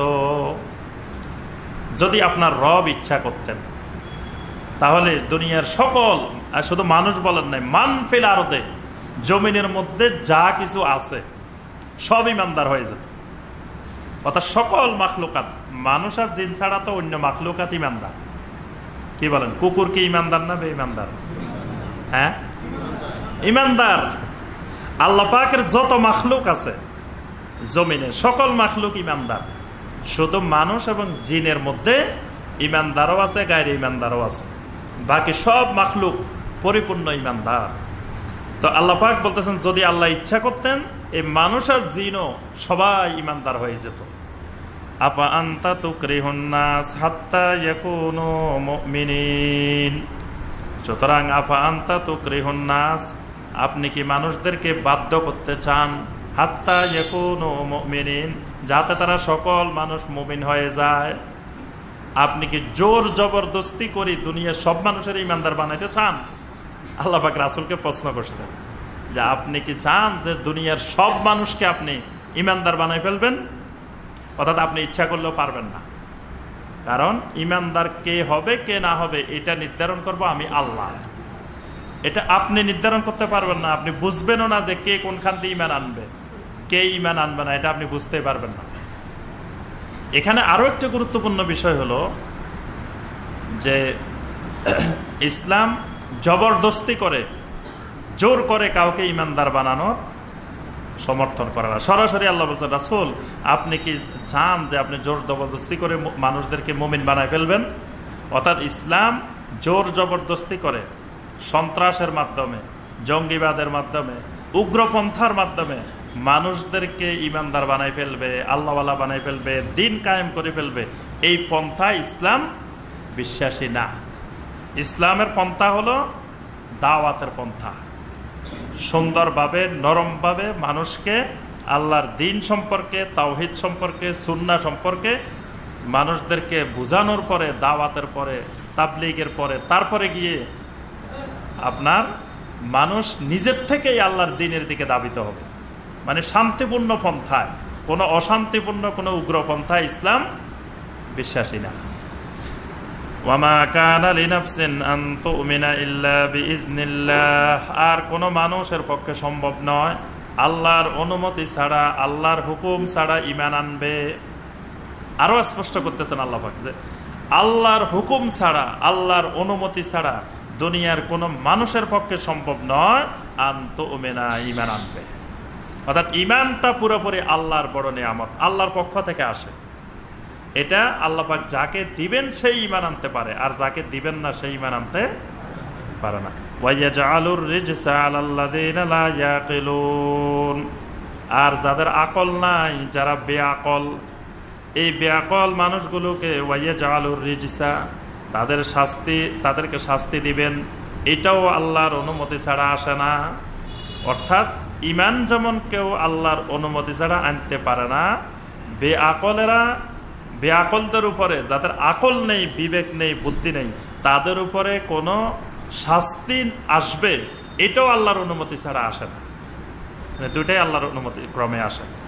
ওয়ালিনজুরু মাযা ফিস সামাওয়াতি ওয়াল আরদি, সুতরাং রাসূল আপনি বলুন জমিনের মধ্যে, আসমানের মধ্যে যা কিছু আছে এদেরকে অবকাশ দাও। ওয়ামা তুগনিল আয়াতু ওয়ান নুযুরু আন কওমিন লা ইউমিনুন, আর যারা ঈমান আনবে না ওই সম্প্রদায়ের জন্য কোনো প্রকারের আয়াত, কোনো প্রকারের বিধি প্রদর্শন, এইগুলো তাদেরকে কোনো কাজে আসবে না। মানে যদি আল্লাহর পক্ষ থেকে নির্ধারণ হয় যে এরা ঈমান আনবে না, তা আপনি যত তাদের সামনে আয়াত উপস্থাপন করেন, যত আপনি ভীতি প্রদর্শন করেন, ওয়ামা তুগনি, আল্লাহ পাক বলেন এটার দ্বারা কোনো কাজে আসবে না। ফাহাল ইয়ান্তাজিরুনা ইল্লা মিসলা আইয়ামিল্লাযিনা খালাউ মিন ক্বাবলিহিম কুল ফান্তাজিরু ইন্নী মাআকুম মিনাল মুনতাজিরিন। আল্লাহ পাক বলেন তারা কি ওই দিনের অপেক্ষা করতে চায় যেই দিনগুলো ইতিপূর্বে অতিবাহিত হয়েছে? ইতিপূর্বে যে দিনগুলো অতিবাহিত হয়েছে সেই দিনগুলোর মতো তারা কি অবকাশ চায়? অর্থাৎ ইতিপূর্বে জাতিগুলোর উপরে যে আযাব ও গজব এসেছিল, সে আযাব ও গজবের মতো আযাব ও গজব কি তারা চায়? কুল ফান্তাজিরু ইন্নী মাআকুম মিনাল মুনতাজিরিন, যদি তারা সেটাই কামনা করে তাদেরকে বলেন যে তোমরাও অপেক্ষা করো, আমরাও তোমাদের সাথে ইন্তজার করতেছি, তোমরাও সেটার জন্য অপেক্ষা করো, আমরাও সেটার জন্য তোমাদের সাথে আছি। সুম্মা নুনাজ্জি রুসুলানা ওয়াল্লাযীনা আমানু, কাযালিকা হাক্কান আলাইনা নুনজিল মুমিনিন। আল্লাহ পাক বলেন, এইভাবে আমি যুগে যুগে আমার রাসূলদেরকে এবং ঈমানদারদেরকে নাজাত দিয়েছি, ঈমানদারদেরকে আমার রাসূলদেরকে রক্ষা করেছি। কাযালিকা হাক্কান আলাইনা নুনজিল মুমিনিন, এইভাবেই মুমিনদেরকে রক্ষা করা আমি আল্লাহর হক, আমি আল্লাহর দায়িত্ব। সুবহানাল্লাহ। মুমিনদেরকে রক্ষা করা, মুমিনদেরকে নাজাত দেওয়া, মুমিনদেরকে বাঁচানো, মুমিনদেরকে রক্ষা করার দায়িত্ব আমি আল্লাহ। কুল ইয়া আইয়ুহান নাস ইন কুনতুম ফি শাক্কিম মিন দীনি ফালা আ'বুদুল্লাযীনা তা'বুদুনা মিন দুনিল্লাহ ওয়ালাকিন আ'বুদুল্লাহাল্লাযী ইয়াতাওয়াফফাকুম। রাসূল আপনি দুনিয়ার মানুষদেরকে ডেকে বলেন, ইয়া আইয়ুহান নাস, হে দুনিয়ার মানুষেরা, ইন কুনতুম ফি শাক্কিম মিন দীনি, যদি আমার দ্বীনের ব্যাপারে তোমাদের কোনো সন্দেহ থাকে, আমার দ্বীনের ব্যাপারে বলতে মানে আমার জীবন ব্যবস্থার ব্যাপারে, আমার মতাদর্শের ব্যাপারে, আমার বিশ্বাসের ব্যাপারে যদি তোমাদের কোনো সন্দেহ থাকে, ফালা আ'বুদুল্লাযীনা তা'বুদুনা মিন দুনিল্লাহ, তোমরা আল্লাহকে বাদ দিয়ে যত মাবুদের ইবাদত করো, আমি কিন্তু কখনো সেই সকল মাবুদের ইবাদত করব না। মানে আমি তোমাদেরকে স্পষ্ট জানিয়ে দিচ্ছি, তোমরা যে সকল শিরকি মাবুদের, আল্লাহকে বাদ দিয়ে যত মাবুদের ইবাদত করো, ফালা আ'বুদু, আমি কখনো সে সকল মাবুদের ইবাদত করব না। ওয়ালাকিন আ'বুদুল্লাহ, বরং আমি শুধু ওই আল্লাহর ইবাদত করে যাব, আল্লাযী ইয়াতাওয়াফফাকুম, যে আল্লাহ তোমাদেরকে মৃত্যু দান করেন। আল্লাহর এখানে আরেকটা পরিচয়, আল্লাহর মারিফত, যে আল্লাহর পরিচয় হলো আল্লাযী ইয়াতাওয়াফফাকুম, আল্লাহ তোমাদেরকে মৃত্যু দেন। এই মৃত্যু দেওয়া আল্লাহর একটা বড় পরিচয়। ওয়া উমিরতু আন আকুনা মিনাল মুমিনিন, আর আমাকে সেই আল্লাহ নির্দেশ দিয়েছেন আমি যেন জমিনের মধ্যে দুনিয়ার কেউ যদি ঈমান না আনে, আমি একজন যেন ঈমান নিয়ে দাঁড়িয়ে থাকি। সুবহানাল্লাহ। দুনিয়ার একজন মানুষও যদি ঈমান না আনে, তা আমি যে আল্লাহর ইবাদত করি, যে আল্লাহ তোমাদেরকে মৃত্যু দেয়, আমি কিন্তু সেই আল্লাহর ইবাদত করি। তো সেই আল্লাহ আমাকে বলে দিয়েছেন আন আকুনা মিনাল মুমিনিন, আমি যেন মুমিনদের মধ্যে একজন মুমিন থাকি। মানে দুনিয়ার কেউ যদি আমার দাওয়াত কবুল না করে, ঈমান না আনে, তা আমি একাই মুমিন। ওয়া আন আকিম ওয়াজহাকা লিদ-দীনি হানিফা, আর রাসূল আপনি একনিষ্ঠভাবে আপনার চেহারাকে, আপনার নিজেকে কায়েম রাখেন, প্রতিষ্ঠিত রাখেন। মানে দুনিয়ার যত জট তুফান, বালা মুসিবত চতুর্দিক থেকে যা আসবে, আপনি কোনো দিকে নড়াচড়া করবেন না। আপনি আকিম ওয়াজহাকা লিদ-দীন, দ্বীনের জন্য আপনি কায়েম থাকবেন, অর্থাৎ দ্বীনকে শুধু আল্লাহর জন্য খালেস করে নেবেন। দ্বীনকে শুধু মানে আপনার চিন্তাধারাকে, আপনার মতাদর্শকে, আপনার আকীদাকে, আপনার বিশ্বাসকে শুধু আল্লাহর জন্য নির্ধারণ করবেন। ওয়ালা তাকুনান্না মিনাল মুশরিকিন, খবরদার আপনি মুশরিকদের অন্তর্ভুক্ত হবেন না। ওয়ালা তাদউ মিন দুনিল্লাহি মা লা ইয়ানফাউকা ওয়ালা ইয়াদুররুকা, আর আল্লাহকে বাদ দিয়ে এমন কোন মাবুদকে আপনি ডাকবেন না, দোয়া করবেন না, মা লা ইয়ানফাউকা ওয়ালা ইয়াদুররুকা, যে মাবুদ আপনার কোনো উপকারও করতে পারে না, কোনো ক্ষতিও করতে পারে না। তাহলে কি নবী সাল্লাল্লাহু আলাইহি ওয়াসাল্লাম এরকম ডাকার সম্ভাবনা ছিল? আল্লাহ পাক কেন নিষেধ করলেন? সম্ভাবনা ছিল? আর কেউ বলে না কিছু, মনে মনে বিশ্বাস করতেছে, মনে হয় সম্ভাবনা ছিল। সম্ভাবনা ছিল না। নবী সাল্লাল্লাহু আলাইহি ওয়াসাল্লাম কখনো ওই সকল মাবুদের ইবাদত করবেন, এটার কোনো সম্ভাবনা ছিল না। এটা বলে আল্লাহ পাক মুমিনদেরকে নির্দেশ দিচ্ছেন। রাসূলকে বলা মানে আমাদেরকে বলতেছেন যে খবরদার এমন আল্লাহকে বাদ দিয়ে এমন কারো কাছে দোয়া করিও না যে তোমার উপকারও করতে পারে না, ক্ষতিও করতে পারে না। আজকের যুগে দেখেন হাজার হাজার মানুষ কত জায়গায় দোয়া করতেছে, মাজারে যায় দোয়া করে, দরবারে যায় দোয়া করে, অলির কাছে যায়, মানে স্বঘোষিত অলিদের কাছে গিয়ে দোয়া করতেছে। তাহলে আল্লাহকে বাদ দিয়ে আল্লাহর কাছে দোয়া করার জন্য তো কোথাও যাওয়া দরকার নাই। দরকার আছে যেই আল্লাহ, যে আপনার আমেরিকা গেলে যে আল্লাহ, আপনার এই নদ্দা সরকার বাড়িতে তো সেই আল্লাহ। তা আপনি যদি আল্লাহর কাছেই দোয়া করেন, তাহলে কি আমেরিকা যাওয়ার দরকার আছে? আপনি এখানে দোয়া করেন, ওখানে যাওয়ার অর্থ হলো আপনি বিশ্বাস করতেছেন এখানের আল্লাহ আর ওখানের আল্লাহ ভিন্ন, অথবা ওখানে এমন কোনো কেউ আছে, আল্লাহর কোনো ঠিকাদার আছে, অথবা আল্লাহর কোনো উকিল ব্যারিস্টার আছে, এই জন্য আপনি সেখানে গেছেন। এগুলো হলো শিরকি দোয়া। দোয়া একটি গুরুত্বপূর্ণ ইবাদত। নবী সাল্লাল্লাহু আলাইহি ওয়াসাল্লাম বলেছেন আদ-দুআউ হুয়াল ইবাদাহ, দোয়া একটি ইবাদত। সুতরাং দোয়া করতে হবে কার কাছে? শুধুমাত্র একমাত্র আল্লাহর কাছে। আমরা যা দরকার সব বলতে হবে, ছোট জিনিস লাগুক বড় জিনিস লাগুক, এরকম ভাগ করা যাবে না যে ছোট লাগলে এই সকল ওলিয়া উলিয়াদের কাছে আর বড় কিছুর দরকার হইলে আল্লাহর কাছে। এই ভাগটা করাটাই শিরক। সরাসরি দোয়া করতে হবে আল্লাহর কাছে। আর আল্লাহ পাক বলতেছেন তোমরা এমন মাবুদের কাছে দোয়া করবে না যারা তোমাদের উপকারও করতে পারে না। যার কাছে তুমি দোয়া করতেছ, যেই খাজা বাবার কাছে তুমি চাইতেছ, সেই খাজা বাবার যদি ক্ষমতা থাকতো তো সেই খাজা বাবা মরল কেন? সেই খাজা বাবা তো জীবিত থাকতে পারতো, কি বলেন? তার যদি দেওয়ার মতো কিছু ক্ষমতা থাকতো তো তার রূহ কবজ হলো কেন? সে তো জীবিত থাকেই আমাদের খেদমত করতে পারতো নাকি? সে বলতো যে না, আমি মরলে তো আমার এত লোকজন পাবে কোথায়, আমি দিব কিভাবে? আমি মরবো না, আমি জীবিত থাকি মানুষের দিতে থাকবো। সে মরল কেন? সে যে নিজের মৃত্যুটা ঠেকাইতে পারলো না। তারপরে যাদের কাছে আমরা চাচ্ছি, যাদের কাছে যাচ্ছি, দোয়া করতেছি, তাদের দেখেন রোগ ব্যাধি অসুখ কত কিছু হচ্ছে না, সেগুলাই তো সে ঠেকাইতে পারে না, তার নিজের গুলাই তো ঠেকাইতে পারে না। আপনার রোগ অসুখ বিপদ আপদ এগুলো ঠেকাবে কেমন করে? যিনি নিজেরটাই নিজের প্রতিরোধ করতে পারতেছে না, তাহলে স্পষ্ট বোঝা যাচ্ছে মালা ইয়ানফাউকা ওয়ালা ইয়াদুরুকা, সে আমার কোনো ক্ষতিও করতে পারে না, উপকারও করতে পারে না। তার নিজের ক্ষমতা নিজের উপরে নাই। সে যদি নিজের ক্ষমতা নিজের উপরে থাকতো সে তো জীবনে বুড়াই হইতো না, সে তো সারা জীবন যুবক থাকতো, কি বলেন? কারণ কোন মানুষ চায় বুড়া হইতে, কেউ চায়? আপনারা কি বুড়া হইতে চান?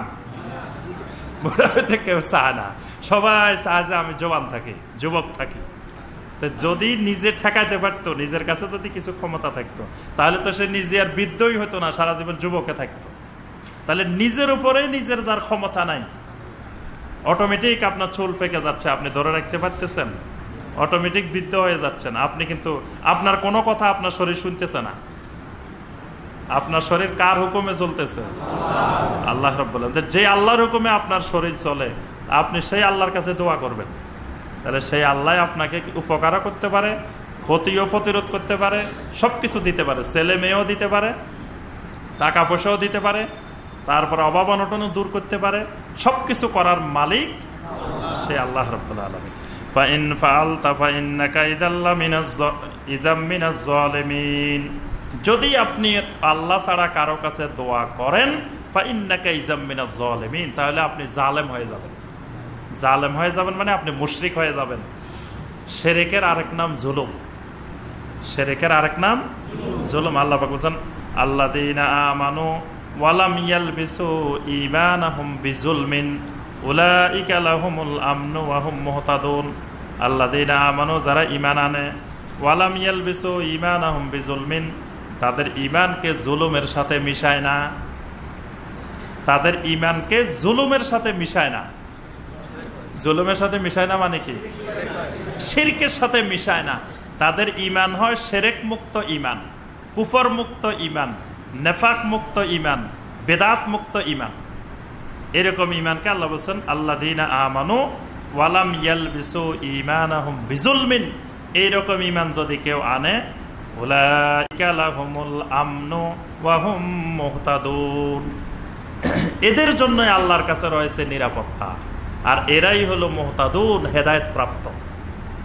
তাহলে আল্লাহ পাক বলছেন যদি আপনি আল্লাহকে বাদ দিয়ে অন্য কোনো মাবুদের কাছে দোয়া করেন, তাহলে ইন্নাকা ইযাম মিনাজ জালিমিন, আপনি একজন মুশরিকদের অন্তর্ভুক্ত হয়ে যাবেন, জালেমের অন্তর্ভুক্ত হবেন।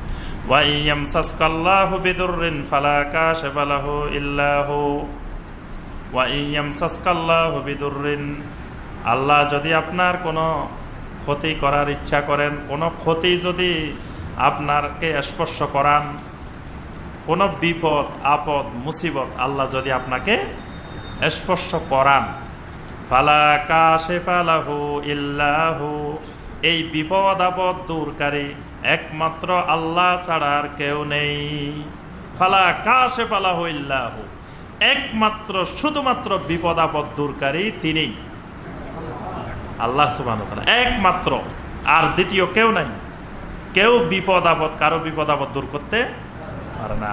অসংখ্য মুসলিম বিভিন্ন দিকে দৌড়াইতেছে খালি বিপদ আপদ দূর করার জন্য। কোন দরবারে গেলে, কোথায় গেলে বিপদ আপদ সরে যাবে। এই দরবার একটাই, সেই দরবার কার দরবার? আল্লাহর দরবার। আল্লাহর দরবারে ধর্ণা দিতে হবে। সেই দরবারে গেলে সেই দরবার থেকেই আল্লাহ পাক সেই বিপদ আপদ দূর করে দিতে পারেন।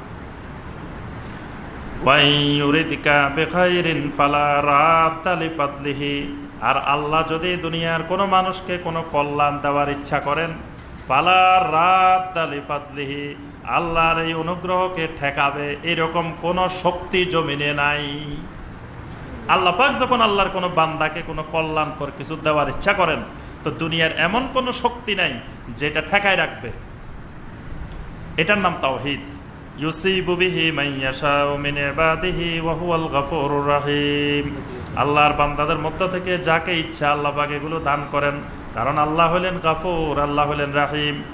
কুল ইয়া আইয়ুহান নাস, আল্লাহ পাক সর্বশেষে দুনিয়ার সমস্ত মানুষকে লক্ষ্য করে একটি উপদেশমূলক কথা বলে আল্লাহ পাক শেষ করেন, ইয়া আইয়ুহান নাস, হে দুনিয়ার সকল মানুষ, কাদ জাআকুমুল হাক্কু মির রাব্বিকুম, তোমাদের রবের পক্ষ থেকে সত্য এসে গেছে, হক এসে গেছে।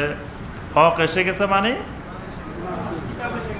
কিতাব এসে গেছে, কোরআন এসে গেছে, সুন্নাহ এসে গেছে। কোরআন আর সুন্নাহই হলো হক। হক এসে গেছে। ফামান ইহতাদা ফাইন্নামা ইয়াহতাদি লিনাফসিহি, যে ব্যক্তি এই হক দিয়ে উপকৃত হবে, হক দিয়ে নিজেকে হেদায়েতের দিকে নিবে, ফাইন্নামা ইয়াহতাদি লিনাফসিহি, এই হেদায়েত তার নিজের কল্যাণেই উপকারে আসবে।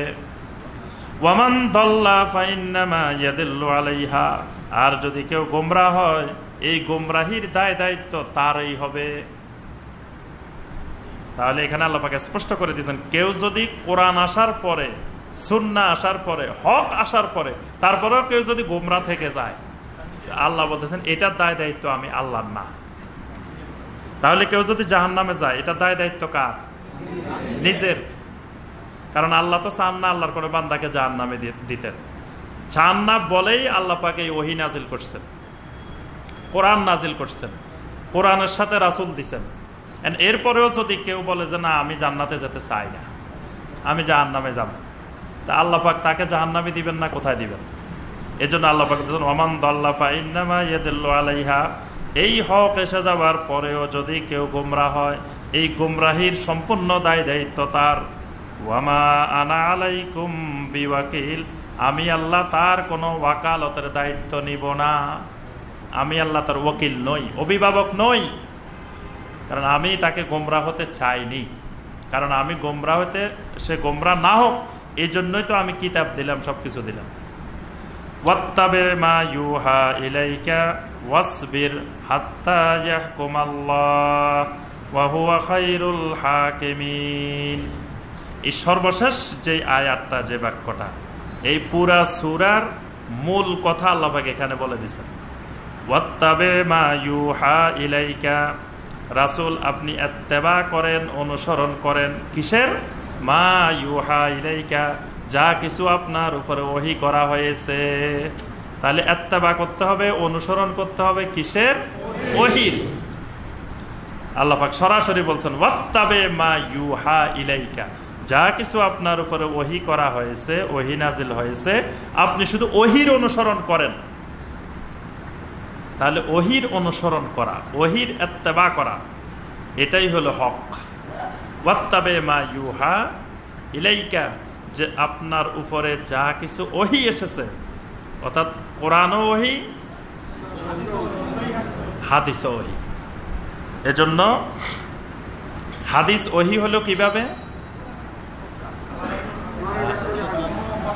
সূরা নজমের 3 নম্বর 4 নম্বর আয়াত আল্লাহ পাক বলছেন, ওয়ামা ইয়ানতিকু আনিল হাওয়া ইন হুয়া ইল্লা ওয়াহয়ুন ইউহা, আমার রাসূল তোমাদেরকে যে সকল কথা বলে এগুলো হাওয়া থেকে বলে না, হাওয়ার উপরে বলে না।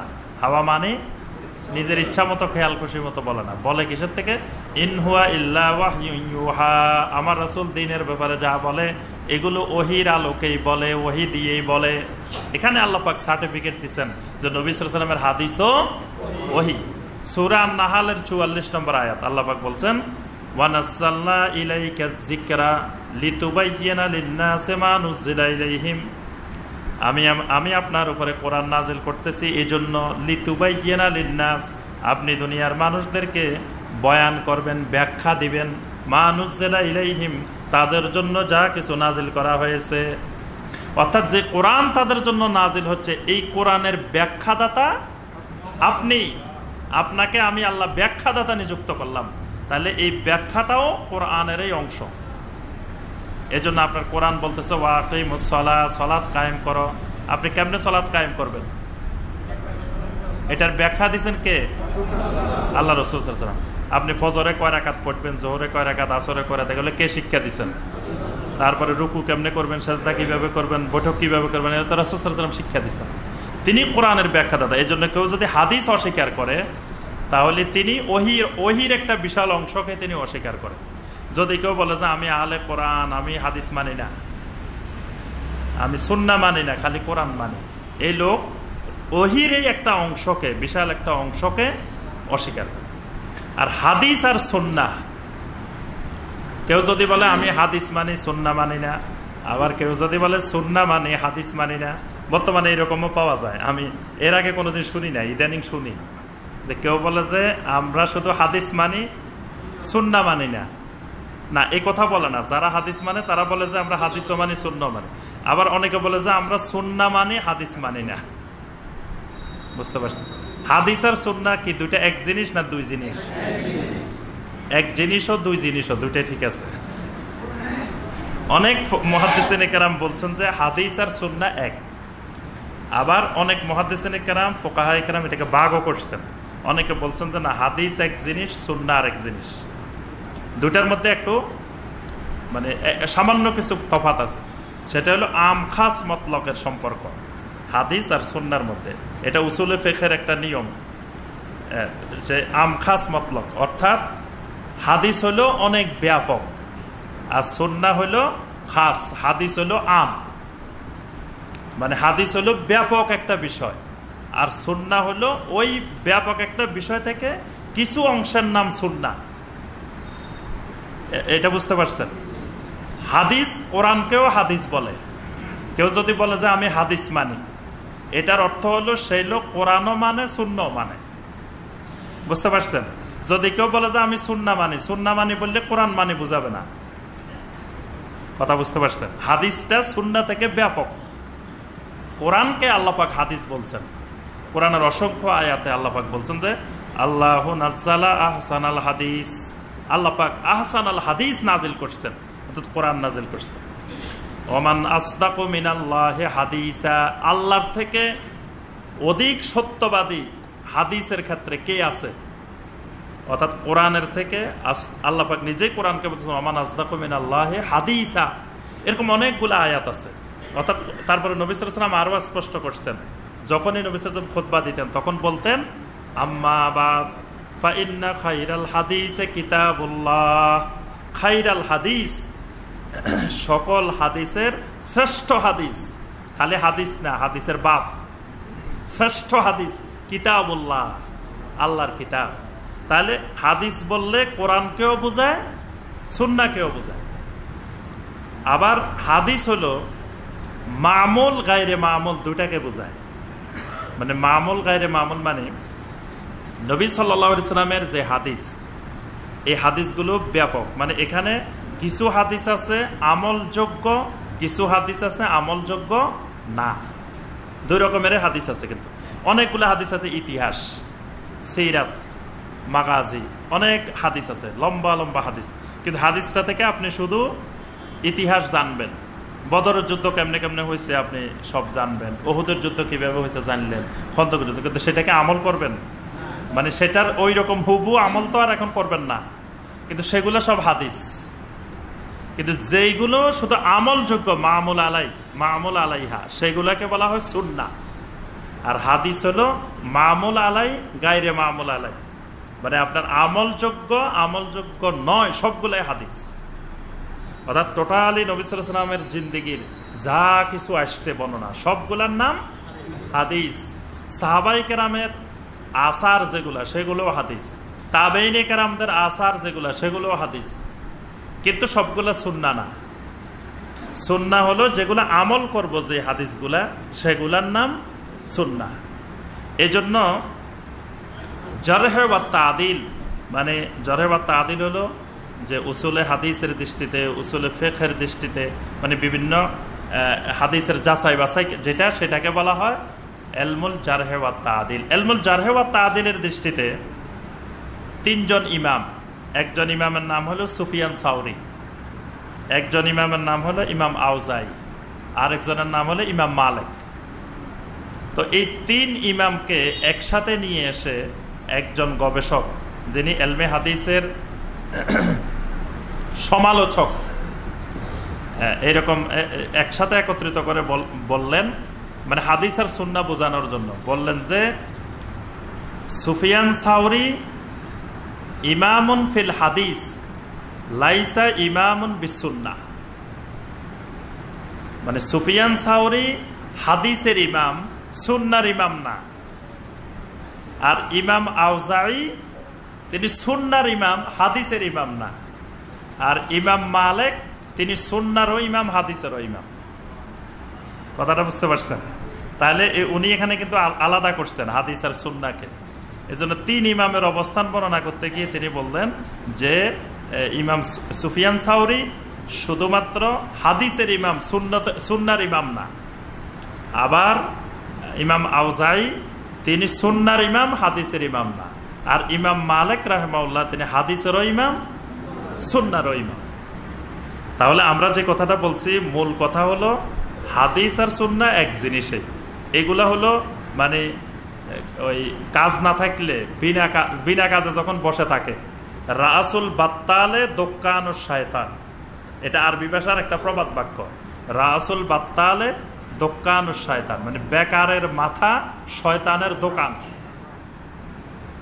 যখন কোনো কাজ থাকে না তখন তখন মাথায় এগুলা আসে। তখন একজন কয় আমি হাদিস মানি, আরেকজন কয় সুন্নাহ মানি না, সুন্নাহ মানি। আরেকজন কয় হাদিস এক জিনিস, সুন্নাহ এক জিনিস। কেউ কয় আহলে হাদিস, কেউ কয় আহলে সুন্নাহ। আসলে সব লটকানি টাঙ্গানি সব এক জিনিস। এগুলো হলো সব বেহুদা ঝগড়া করা, কতক্ষণ কাজ নাই, এজন্য বিনা কাজে বসে আছে, বেকার বসে আছে। তো বেকারের মাথা কত কিছু আসে, এই জন্য এগুলো নিয়ে খামাখা ঝগড়া করা। যুগে যুগে যত আইম্মায়ে কেরাম ছিলেন তারা সবাই আহলুস সুন্নাহ ছিলেন, সবাই আসহাবুল হাদিসও ছিলেন, সবাই আহলুল হাদিসও ছিলেন। সব এক জিনিসেই, সব মুসলিম, আহলুল কোরআন, আহলুস সুন্নাহ, আহলুল হাদিস, এগুলো সব এক জিনিস। মানে এগুলো বুঝলে ব্যাপকভাবে এগুলো এক জিনিস। এগুলো কোনো সম্প্রদায়ের নির্দিষ্ট নাম না, এগুলা কোনো গোষ্ঠীর নাম না, এগুলা কোনো দলের বিষয় না। হাদিস এবং সুন্নাহ এগুলো সমস্ত মুসলিম উম্মার সম্পদ। এটা কোনো দলের, কোনো ব্যক্তির কারো সম্পদ না, এটা সবার সম্পদ, সবাই সমান অধিকার এটাতে। কি হাদিসের ক্ষেত্রে কারো অধিকার বেশি, কারো অধিকার কম? সবাই সমান, সমস্ত মুসলিম উম্মার সম্পদ। অর্থাৎ আমরা যেটা বলতেছি সেটা হলো যে আল্লাহ পাক বলেন ওয়াত্তাবে মা ইউহা ইলাইকা, যে আপনার উপরে যে ওহীগুলো নাজিল হয় আপনি সে ওহীর ইত্তেবা করেন। ওয়াসবির হাত্তা ইয়াহকুমাল্লাহ, আর এই আপনি মক্কা মুকাররমায় বা মুমিনেরা পৃথিবীর যেখানে বিপদ আপদ যা কিছুতে নিপতিত হবে, ওয়াসবির, এই সব কিছুর মোকাবেলায় সবর ধরতে হবে। হাত্তা ইয়াহকুমাল্লাহ, যতক্ষণ না আল্লাহর পক্ষ থেকে ফয়সালা আসে। ওয়া হুয়া খায়রুল হাকিমিন, আল্লাহ পাক হলেন সর্বশ্রেষ্ঠ হাকিম, আল্লাহ পাক হলেন সর্বশ্রেষ্ঠ বিচারক। ও খায়রুল হাকিমিন, অন্য আয়াতে আল্লাহ বলছেন আহকামুল হাকিমিন। সূরা 3-এ বলছেন আলাইসাল্লাহু বি আহকামিল হাকিমিন, এখানে বলছেন ওয়া হুয়া খায়রুল হাকিমিন। আল্লাহ পাক আমাদের সবাইকে কোরআনে কারিমের এই আয়াতে কারিমাগুলোর আলোকে আমল করার আল্লাহ পাক আমাদেরকে তৌফিক দান করুন। আল্লাহ পাক আমাদের সবাইকে ওহীর ইত্তেবা করার, ওহীকে সবার উপরে অগ্রাধিকার দেওয়া, আমার আপনার সবার মতামত সবকিছুর থেকে ওহী সবার আগে। এই ওহীর ইত্তেবা করার আল্লাহ পাক আমাদের সবাইকে তৌফিক দান করুন।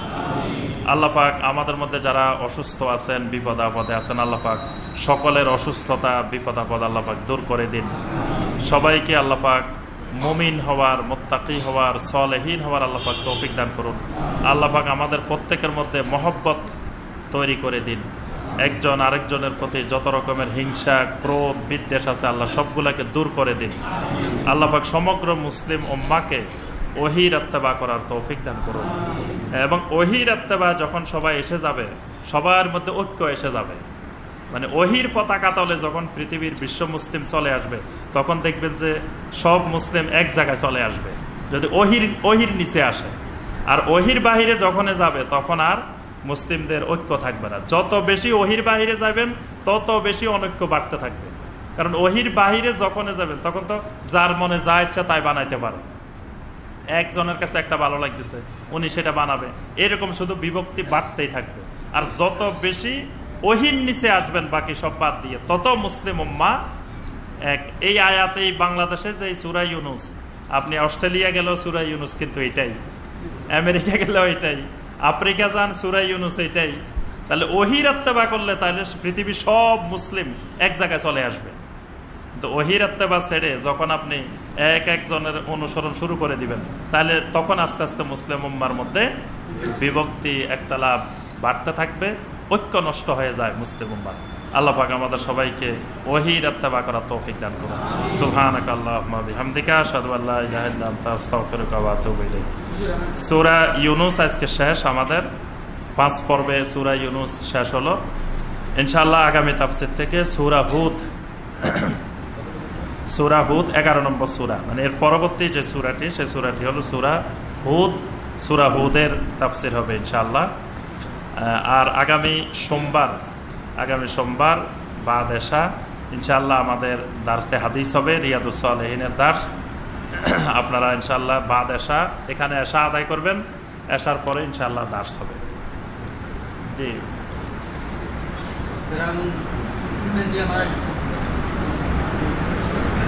বুঝি নাই কথাটা।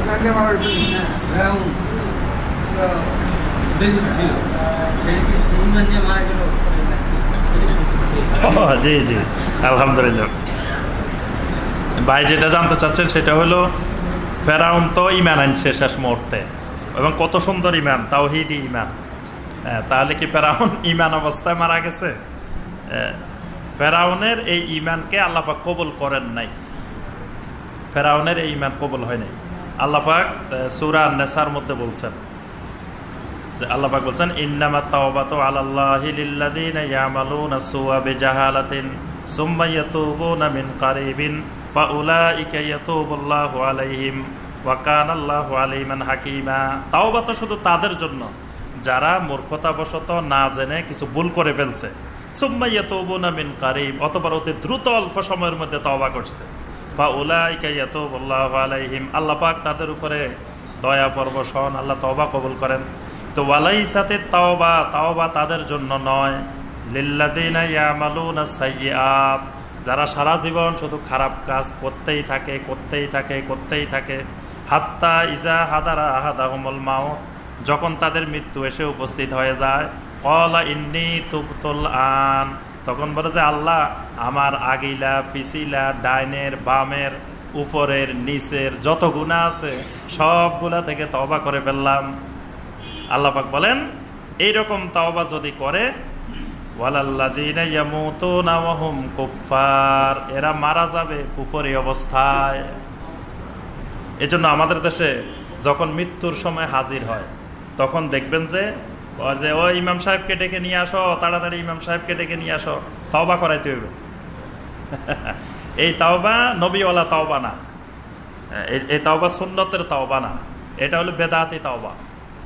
আর তাওবা একজন আরেকজনকে করাইতে পারে না, তাওবা নিজের বিষয়, নিজে তওবা করবে, একজন আরেকজনকে তওবা করাইতে পারে না। কারণ তওবার সাথে অনেকগুলো বিষয় সম্পৃক্ত, সেটা ইমাম সাহেব করতে পারবে না, ওইটা উনার নিজেকে করতে হবে। উনি সারা জীবন সুদ খাইছে, তো ইমাম সাহেব কি ওই সুদের টাকা ফেরত দিবে? উনি ঘুষ খাইছে, তো ইমাম সাহেব কি ঘুষের টাকা ফেরত দিতে পারবে? তাহলে ইমাম সাহেব তওবা করাবো কেমনে? ওনার তওবা ওনার নিজেকে করতে হবে, ওনার তওবার জন্য। আর তওবার জন্য কোনো দোয়া দরুদ নাই, যে এমন দোয়া দরুদ হয়তো উনি তেলাওয়াত করতে পারতেছে না, ইমাম সাহেব গিয়ে একটু সহি করে সুন্দর করে তেলাওয়াত করে দেবে। তো তওবার জন্য তো কোনো দোয়া দরুদে নাই। তো ইমাম সাহেব কাজটা করবে কি? তাওবা, নিজের তাওবা নিজে করবেন। আর আল্লাহ পাক বলছেন এই মৃত্যুকালীন তাওবা এটা আল্লাহর কাছে গ্রহণযোগ্য তাওবা নয়। এজন্যই আল্লাহ পাক এই ফেরাউনের তাওবাও আল্লাহ পাক কবুল করেন নাই। আর ফেরাউন যখন ঈমান আনছে তখন তো সব দেখে ফেলছে, আর দেখে ফেললে ঈমান যারা আনবে এই ঈমান আল্লাহ কবুল করবে না। মৃত্যুর সময় তো সবাই ঈমানদার হয়ে যায়। মৃত্যুর সময় যখন মালাকুল মাউত আসে, মালাকুল মাউতের অবস্থা দেখলেই তো সেই ঈমানদার। তখন যদি বলে যে আমি ঈমান আনছি, তখন এই ঈমান আল্লাহ পাক কবুল করবেন না। যে আর কোনো ভাইয়ের গুরুত্বপূর্ণ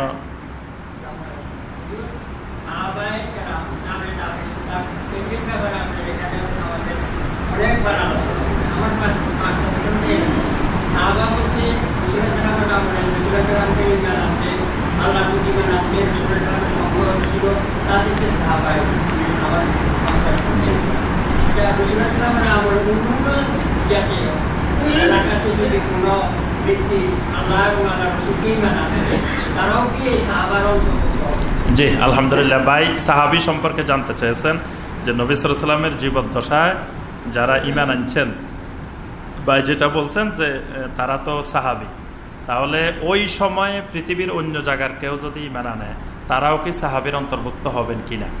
সাহাবির সংজ্ঞা হলো ঈমান অবস্থায় নবী সাল্লাল্লাহু আলাইহি ওয়াসাল্লামকে দেখেছেন, আবার এই ঈমান অবস্থায় মৃত্যুবরণ করছেন, এরাই হলো সাহাবি।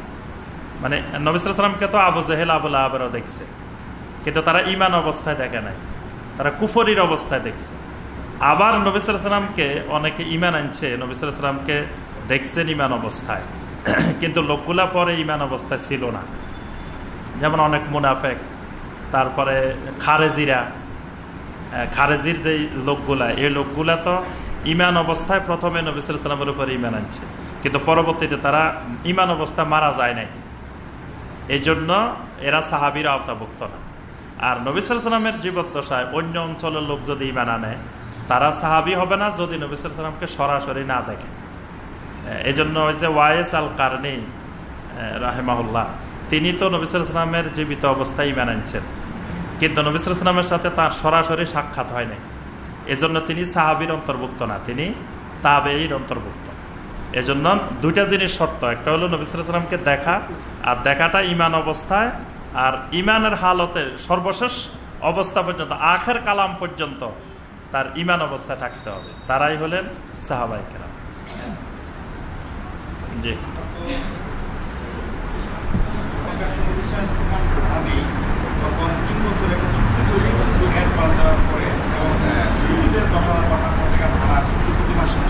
জি